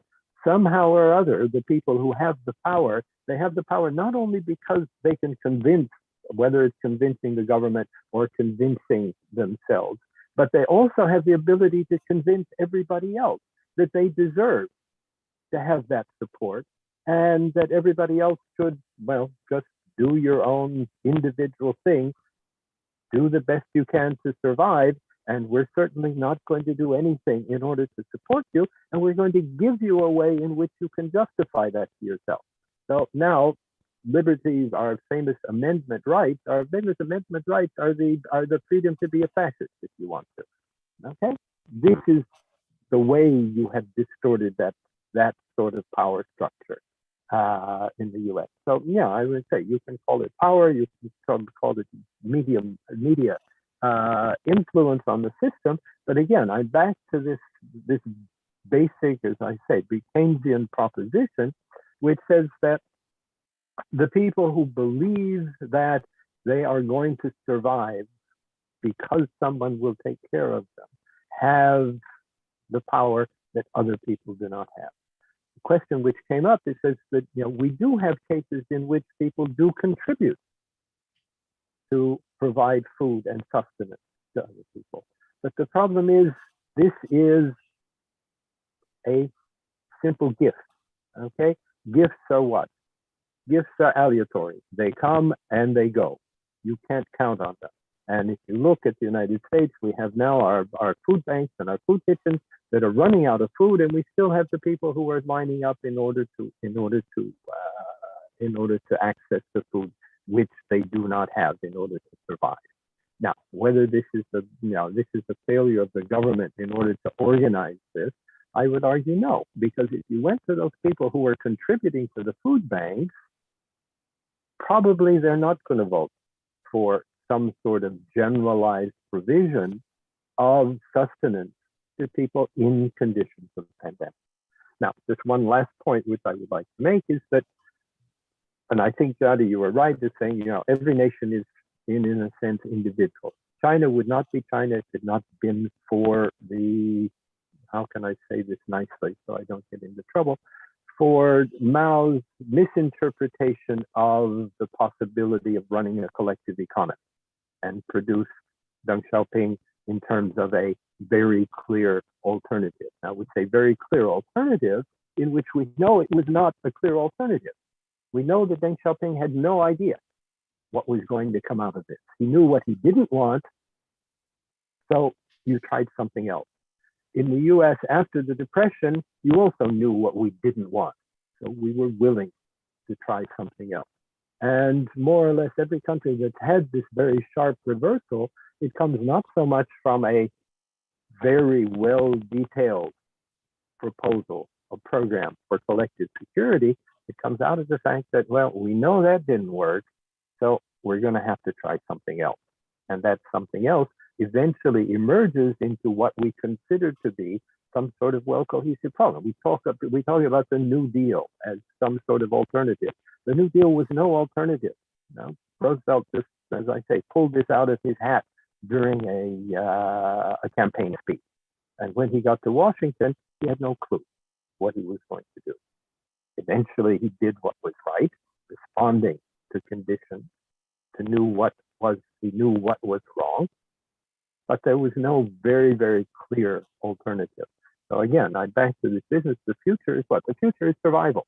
How do we survive? There are different ways of surviving. China did it in one way. The US and the New Deal did it in another way. India is also now doing it in a different way. And this is what then eventually will produce, I suppose, some sort of response tactic. Okay, so let me ask Yochai to react as well, but let me first just throw one observation here, which is I think we are talking in terms of a triangle in which we have state capacity, political leadership, and political coalitions, right? Because those political coalitions are quite important. I would say that the US right now, political leadership is back.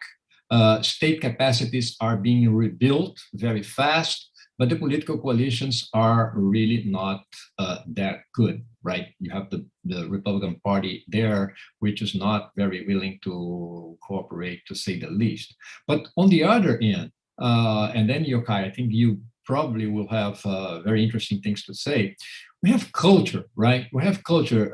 And I just recall the book that, it's a kind of recent book, Rule Makers and Rule Breakers, How Tight and Loose Cultures Wire Our World, which I think is kind of interesting in terms of how to frame the whole thing, because then I say that because let's call it the propaganda networks, your book, that might come in here to help us understand the role of culture when it is, let's say, coupled with the right or the wrong sort of political coalition in terms of how does this kind of political or political institutional package, how does this produce results, good or bad results in a crisis like the one we're facing? So thanks, please. There's so much there. Let me just clarify to the extent that it wasn't clear in response, Jayati, to your criticism.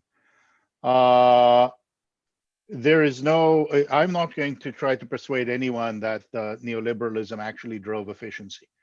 It was definitely a program of power-seeking extraction by the professional and managerial class in the wealthier countries vis-a-vis the rest of the world. Particularly, we see it very crisply in the US at the expense of everybody below roughly the top 5%, possibly the top 1%. So that's, we're in complete agreement that it did not result in an efficient system. It was framed as efficiency seeking and growth seeking, but that was a smokescreen for an extraction program.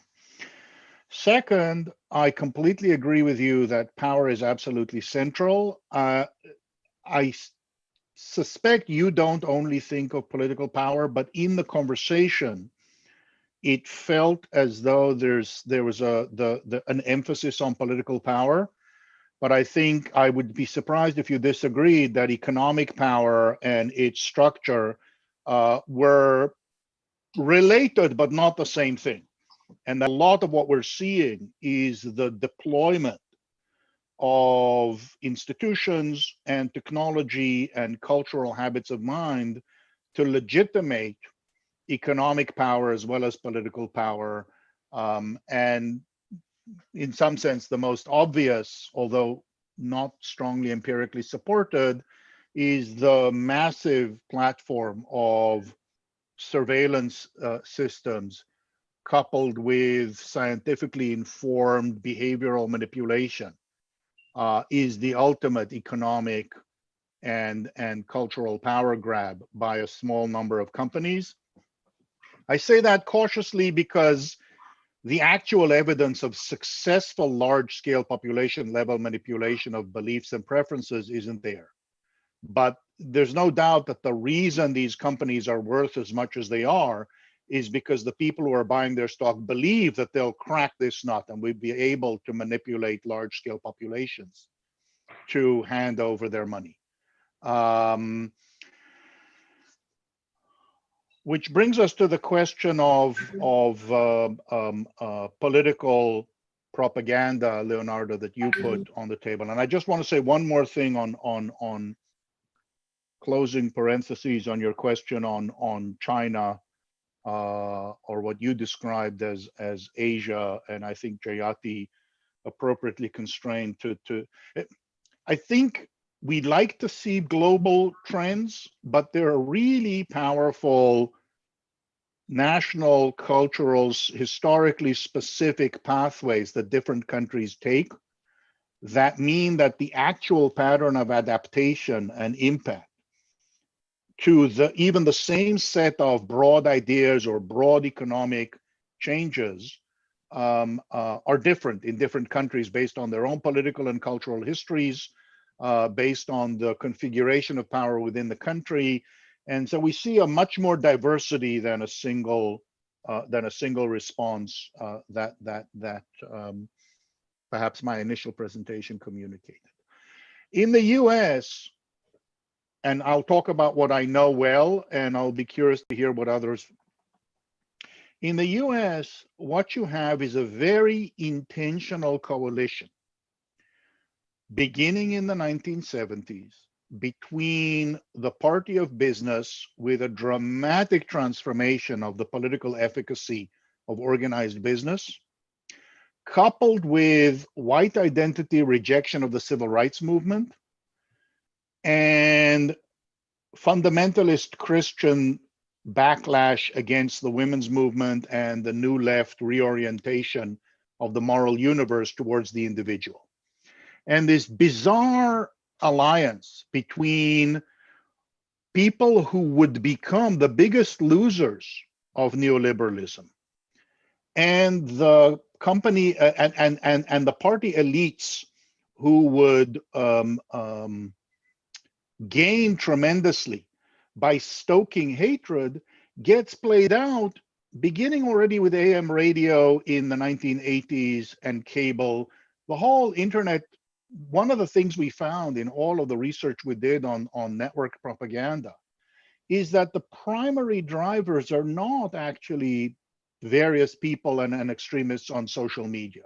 It's coming straight from the top and the political top and the media top as a strategy to make money by giving a large minority population, white identity Christian voters, someone to hate and someone to validate their identity through stoking their hatred of others. And then harnessing those to elite goals of building economic power through harnessing the state to weaken labor and weaken consumers and weaken the state's ability to counterbalance the power. The thing that happened is they lost control over their party to Trump. And now they're scrambling to figure out how they play out, which is where you're seeing corporate donations, et cetera. So what we have is not persuasion based on, what we have is propaganda and disinformation that continuously renders the US right more extreme because it's feeding its audience only what they want to hear. And what they want to hear is that they are right by hating someone else. And when I say that we don't have a coherent alternative, I'm not going to tell you that somebody sat down and the entire framework of high modernism emerged from someone's brain from Keynes's brain, and then everything fell into order. But without denying that lots of people are trying various things in various subsections, I don't know that we have a coherent alternative in the way that neoliberalism had a story that at least elites could understand as a coherent story and then turn around and sell it justifiably or not. In the way that a shared sense of expertise and managerial ability and the ability to govern the world through well-organized systems was characterized high modernism. I'm not sure that we have that alternative. And yes, we're definitely seeing people trying to roll things out, and we'll have to try to systematize it. But I think one of the things that's going to be important to be able to communicate it, particularly to be able to communicate it beyond the people who are members of a coalition that's a specific coalition from today to tomorrow, is actually having a coherent narrative about how this set of things fits together to make a better life for all of us tomorrow. And without such a coherent narrative that we can communicate to large-scale populations, it remains susceptible to a simpler, more coherent story that will be harnessed by people who are trying to do the exact opposite of what we around this table are trying to do. Before we get to some questions from the audience, let me just ask Jan if you care to react to this, to Yokai's ideas about neoliberalism having a coherent narrative as opposed to Keynesianism not having it. Would you agree basically with that? Or that it lost the sort of the narrative that initially seemed to work well, and then until it didn't? Well, as you know, Leonardo, there never was a coherent Keynes narrative. We ended up with this very strained neoclassical synthesis after the war, which had nothing to do with the kinds of things that was interested in. But the other thing is that this neoliberal coherence, I mean, I think it's false on its face, because Josai has already said that this combination of these three incredibly diverse types of organizations, and how this can be coherent. It's difficult for me to understand how the evangelical Christians have a coherent approach that fits in with the business approach, which also fits in with the main lines of neoliberalism, which is Hayek on the one hand and Friedman and some of the Chicago people on the other. And there isn't even coherence in that particular grouping. What I would tend to argue is that there was a very sharp, coherent movement in terms of I can't say delegitimate or whatever it is, but the public choice attack on the efficiency of government. And this was a coherent movement. And it was very clear that this responded to, yes, the interests of business interests, the interests of certain other areas coordinate with the business interests, but it's something that goes back to the foundation of the country. This is Hamilton and Jefferson all over again. Do you need a strong central government or do you not? Jefferson says no, Hamilton says yes. Why? Hamilton says this is the way you preserve democracy, because if you let the rabble decide, you end up with the Commune, you end up with the French Revolution, and you end up with Napoleon, and you end up with a dictator. On the other hand, Jefferson argued what? Exactly the same thing. He said, if you allow the Federalists and Hamilton to take over and you get this strong central government, and eventually you're going to end up with the king. So both of them feared exactly the same thing, with these absolutely contrasting ideas about the role of government. And this is what moves through US history. You go to Jackson, you go to Roosevelt, you go to post-Roosevelt, you're always with this basic contradiction. Now, what happened in the 1970s is that Jefferson won. The Jeffersonian people won. They ended up discrediting the government. Ronald Reagan, the government is not the solution, government is the problem. And basically all of this counter coalition is based on that position. Now, the Democrats come back and say what? Well, the Democrats say government is the solution. They could not win, because at the point that they were arguing this, it looked as if Reagan and these guys were in fact right. The government was not doing a great job. Okay, so in this particular context, I would say, yes, there was a very coherent idea, and that business interest was that we are going to get the government off our back, and you can do this by going to the farmer in the middle of Iowa saying, well, the government wants to block up this little stream because you're going to save some little tiny fishies. And the farmer looks at this and says, this is completely nuts. The government has to go. And we went from little fishies to all sorts of, how can I gently talk about social identity politics? Okay, so the other part of the thing is now the government tells me what bathroom I can go into. All right, so we still have this contradiction, and I would argue probably it's the public choice people who are still winning. And the public choice people are what? The public choice people are saying majority voting doesn't work. What works is being able to decide what I want to do. And if I have to fix the system in order to make that true, we're going to do that. And this is what is currently going on, as you have this conflict between access to vote and the ability to constrict the access to voting in the US. So yeah, there was a coherent policy, but it was a much more general proposition, which is, I would argue, endemic to the United States. As I said, this is the argument we've been having since 1700 and wherever you want to start the resistance to British rule. And it, as I said, it produces something that doesn't bring about a clear solution. Okay, you can't have both Hamilton and Jefferson arguing that the thing that we fear is a despot. And the way we're going to do that is by diametrically opposed public policy. Okay, thanks much. Let me just pick up a couple of questions from the audience here.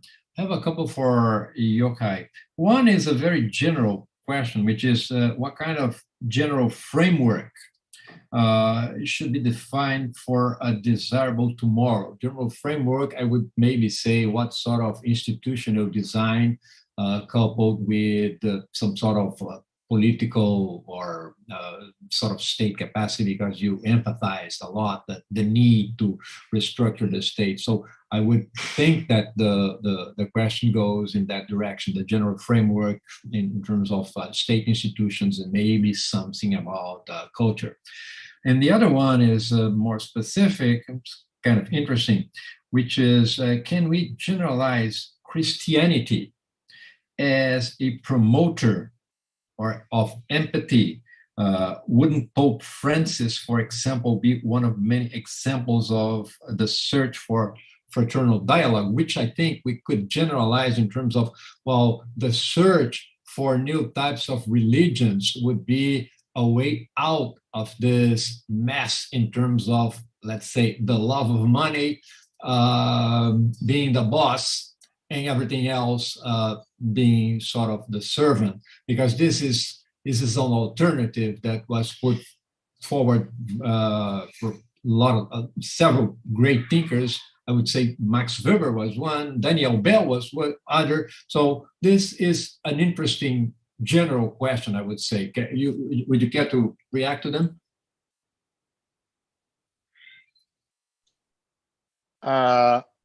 I'd love to hear, by the way, Jayati, if you have an answer to the general frame question, to either one of them. But let me say quickly about Christianity, in which I am not at all an expert.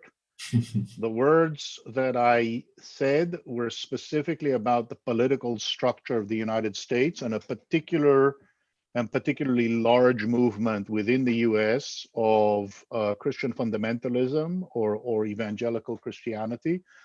I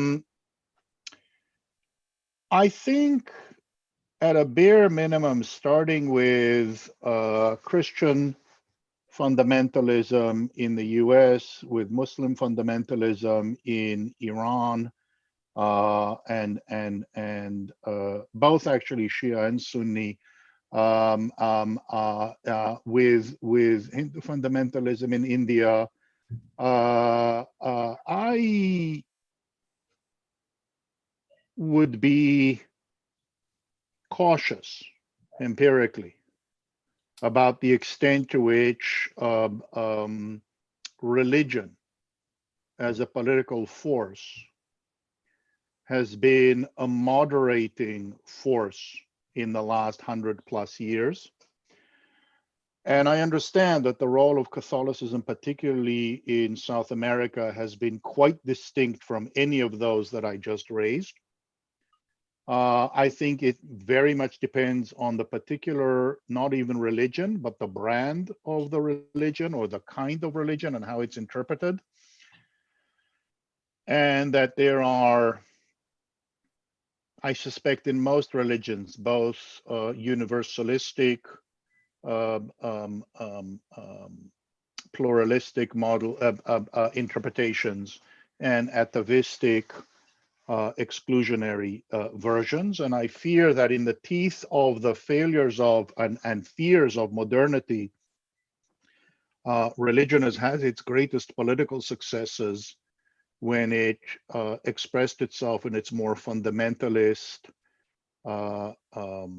role as a basis of self-respect that does not involve participation in modernity. And in that regard has been a quite regressive force in most polities where it has come to play a very large role. On the question of the framework, if I had it, I'd be telling you. I think it would be useful for us to have it. I think I tried to outline the elements. I think we need to understand capitalism as fundamentally a conflict over productivity and power, that there's no separate model of market society that is purely focused on production as opposed to also on power and distribution, that what characterizes the historical moment of capitalism, the last 300 years or so, 250 years or so, is the driving imperative of the market and the universalizing of economic insecurity to force everybody into wage labor. And so I think a central aspect is removing the imperative of the market, limiting it at least substantially at the level of basic needs and capabilities, and an active role in restructuring power in the economy, an active role of both political and social self-organization to counter the market and contain it in order to create a more embedded or socially embedded economy, not purely in the state, but also in non-state, non-market bases. And that's the critical difference from the high modernist solutions that really do lean very heavily on the state. I don't think we have a name for it. I don't think we have an ideology for it yet. And I think that that's a major task, so that we become something that doesn't require 150,000 words to explain. Thanks, Yochai.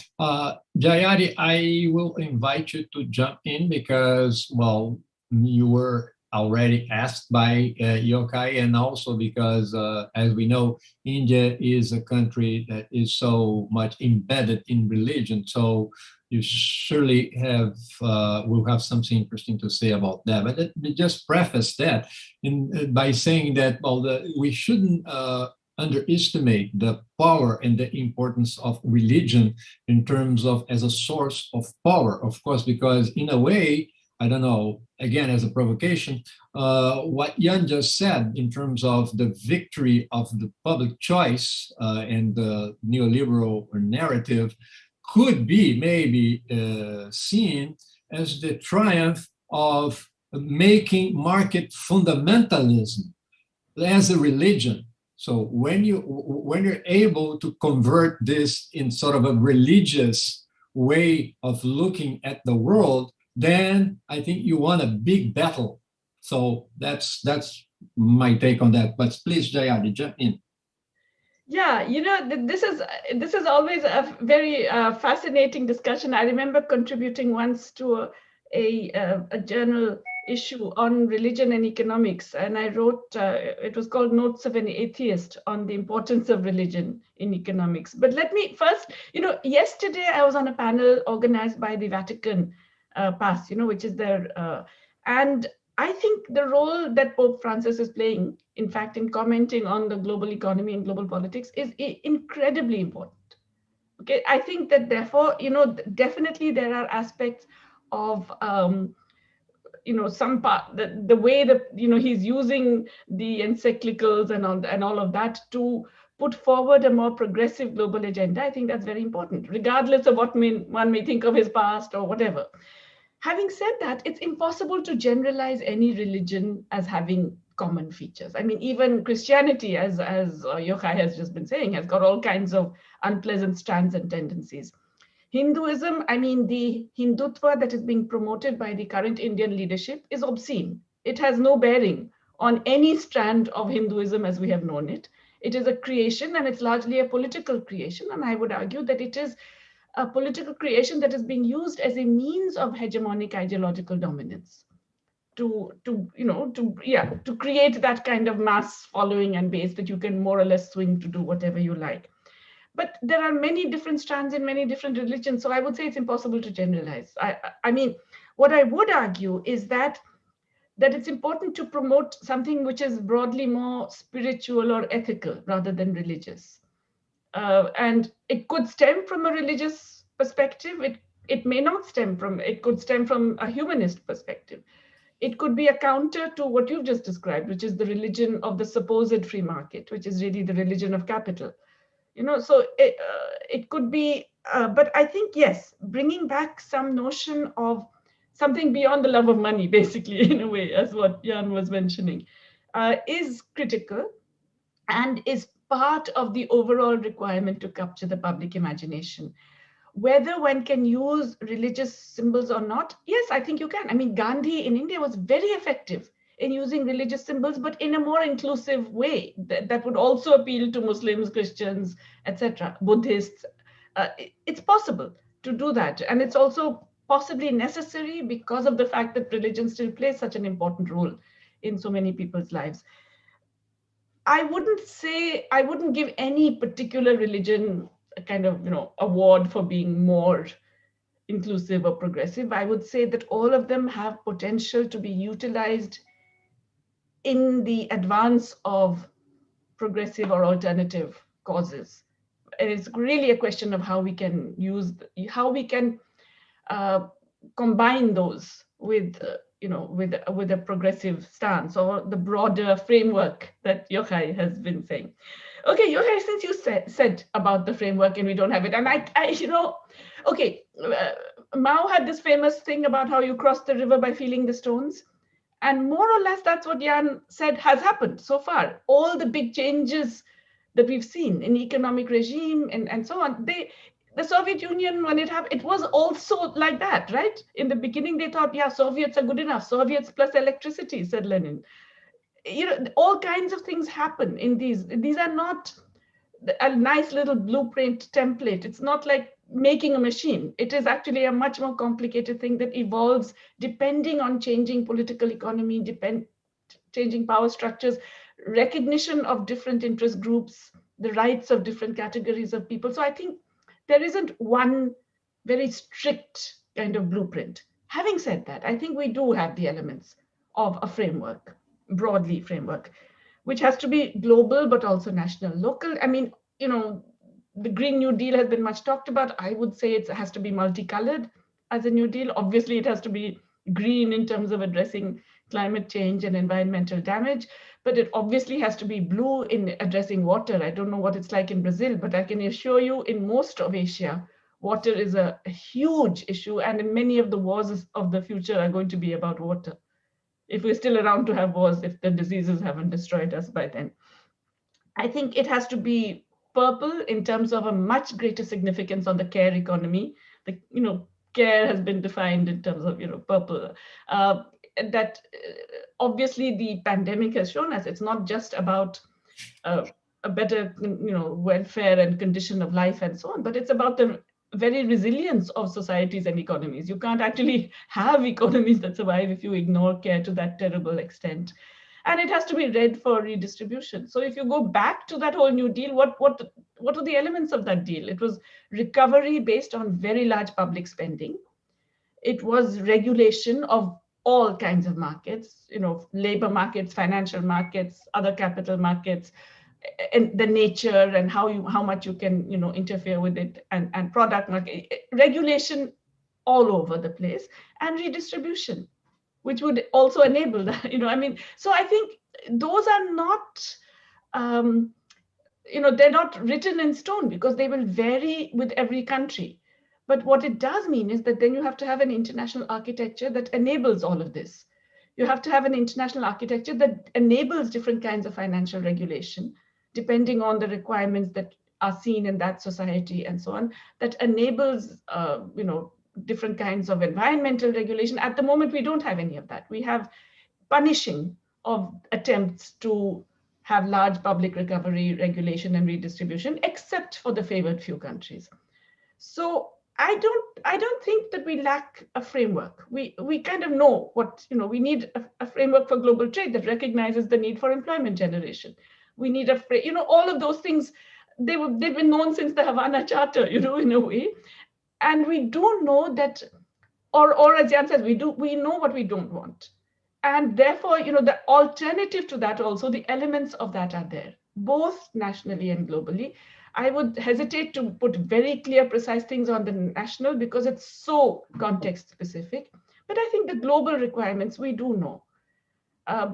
Why are we not able to capture public imagination? I'm going back to this point. I know it sounds obvious, but I really think people don't know. I am stunned. Let me be honest. I'm stunned coming from India. I'm stunned at the extent to which my colleagues in UMass Amherst don't know very many basic things. whether it is about intellectual property and the impact it's having, or the way in which, fiscal stances vary so dramatically across countries, or the nature of capital flows and the impact they're having. Even my progressive colleagues in a university in the northeast of the US do not know this. So obviously other people don't know. And so, yeah, maybe, lots more books of Keynes, but somewhere this message has to go out much more. I think if more people knew, I still have enough faith in humanity to think that we wouldn't have such a big mess. But maybe that's over optimistic. I don't know. Okay, thanks much. So maybe let's try to end up with an idea that maybe what we need is sort of following yokai in a different direction, is to build up huge network propagandas that would try to diffuse this sort of messages. But this is not only about propaganda, this is about political economy. We all know that, politics and political economy. So I'm afraid... Do I have time for one quick? Yeah, sure. Go ahead. Okay, just to pick up on your guys' point of the market. If we go back to the New Deal, which I have attempted to argue was not based on any sort of cohesive strategy, there was one cohesive element, and it came basically from Rexford Tugwell. And their argument was basically that the economy, the way the market system operated in the United States had changed from classical liberalism, in which you had individual producers and individual purchasers and individual reigned, to one in which monopolies reigned. And it was not only that monopolies reigned, but you had monopoly producers, but you also had trade unions. So that the government now had a role to supplant the market in providing some sort of equilibrium. And these were the arguments that took place when they were, for example, balancing the interests of agriculture against the interests of business firms against the business of the workers. And the argument would go something like this. Well, we have to put in increased agricultural prices because we know that this is the problem of the farmers. And then somebody would come up and say, well, but if we increase agricultural prices, then workers are going to have to spend more money and they're going to be worse off. So, oh, no, the argument is we're going to increase wages. And they said, okay, great, we're going to increase wages, but now the firms are not going to be able to make so much profit and they're going to stop investing. And this is the way the discussions went on within the brain trust. And the argument was that the government should be the fourth element that would exist in this triumvirate and would be able to bring about some sort of mediating impact in terms of some kinds of economic planning, in terms of some kinds of controls, and some kinds of other things. But they recognized very clearly that the market was no longer there. The market no longer functioned in a way that was politically acceptable. And you then get John Kenneth Galbraith, who explains this whole New Deal process in terms of countervailing power. He said, okay, countervailing power is something that we had in the Constitution, countervailing power between the executive, the legislator, and the judicial branches. We now have it in economics. We have the unions who have countervailing power over the firms who have countervailing power over the unions, and so forth. Now, the problem is that those very cohesive units, which provided some sort of, well, and eventually in the Austrian system, you had these cooperative bargaining systems to reach agreement. Those things all eventually collapsed.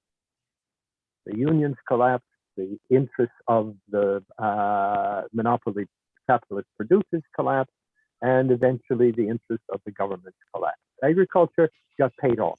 Okay, the only one that came out of this very well is that agriculture got paid off in the sense that we took most of the people off of the land and we left the very large capital agricultural producers being funded directly by the government. So the government played its role in paying off agriculture, but the idea of having some sort of mediating arrangement between capital and labor basically disappeared. And many people would suggest that the only way we go back to the golden age is by trying to reconstitute those very large interest groups. The difficulty is that IT tells us that the entire system is probably going to go in the other direction. Okay, so this has turned to a fascinating conversation and discussion as I sort of expected, but unfortunately we are approaching. I think we have to end the panel, right? It's time to do it. So I would say that, and from the reactions I'm getting here, I would say that we had an exceptionally brilliant panel in terms of how to open, a great opening for this month-long event. And I only have to really thank you for accepting the invitation and for enlightening us and being so brilliant in terms of sort of opening up this very messy world that we have right now, and throwing some very, very smart and interesting and useful departure points for us in the next month. So thank you again, and I hope you have the chance to follow some of the other meetings, the other panels.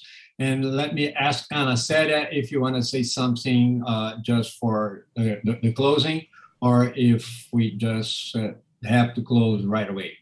Yes, sure. It was a great session. Really, thank you so much. It was brilliant. Thank you very, very much. Yeah, Leonardo, thank you so much. Thank you so much. And it was great to see you all. Yeah, it was great to see virtually, you. But still, it's good. Lots to learn from. Thank you so much. Yeah. Thanks. Thank you very much. Thank you. Goodbye.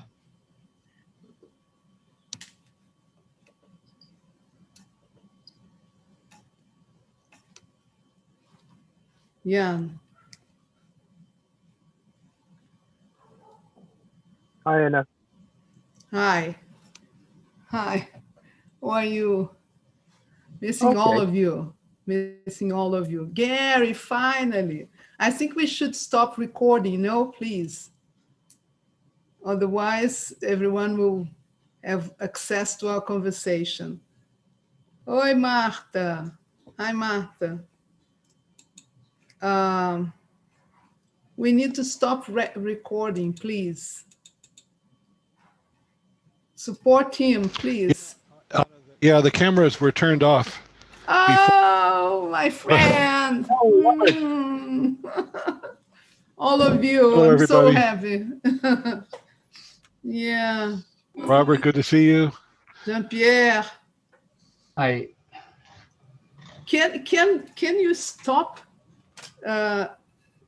Professora Ana Célia, yes, we stopped the streaming. Yeah, please, because it's still recording. Tá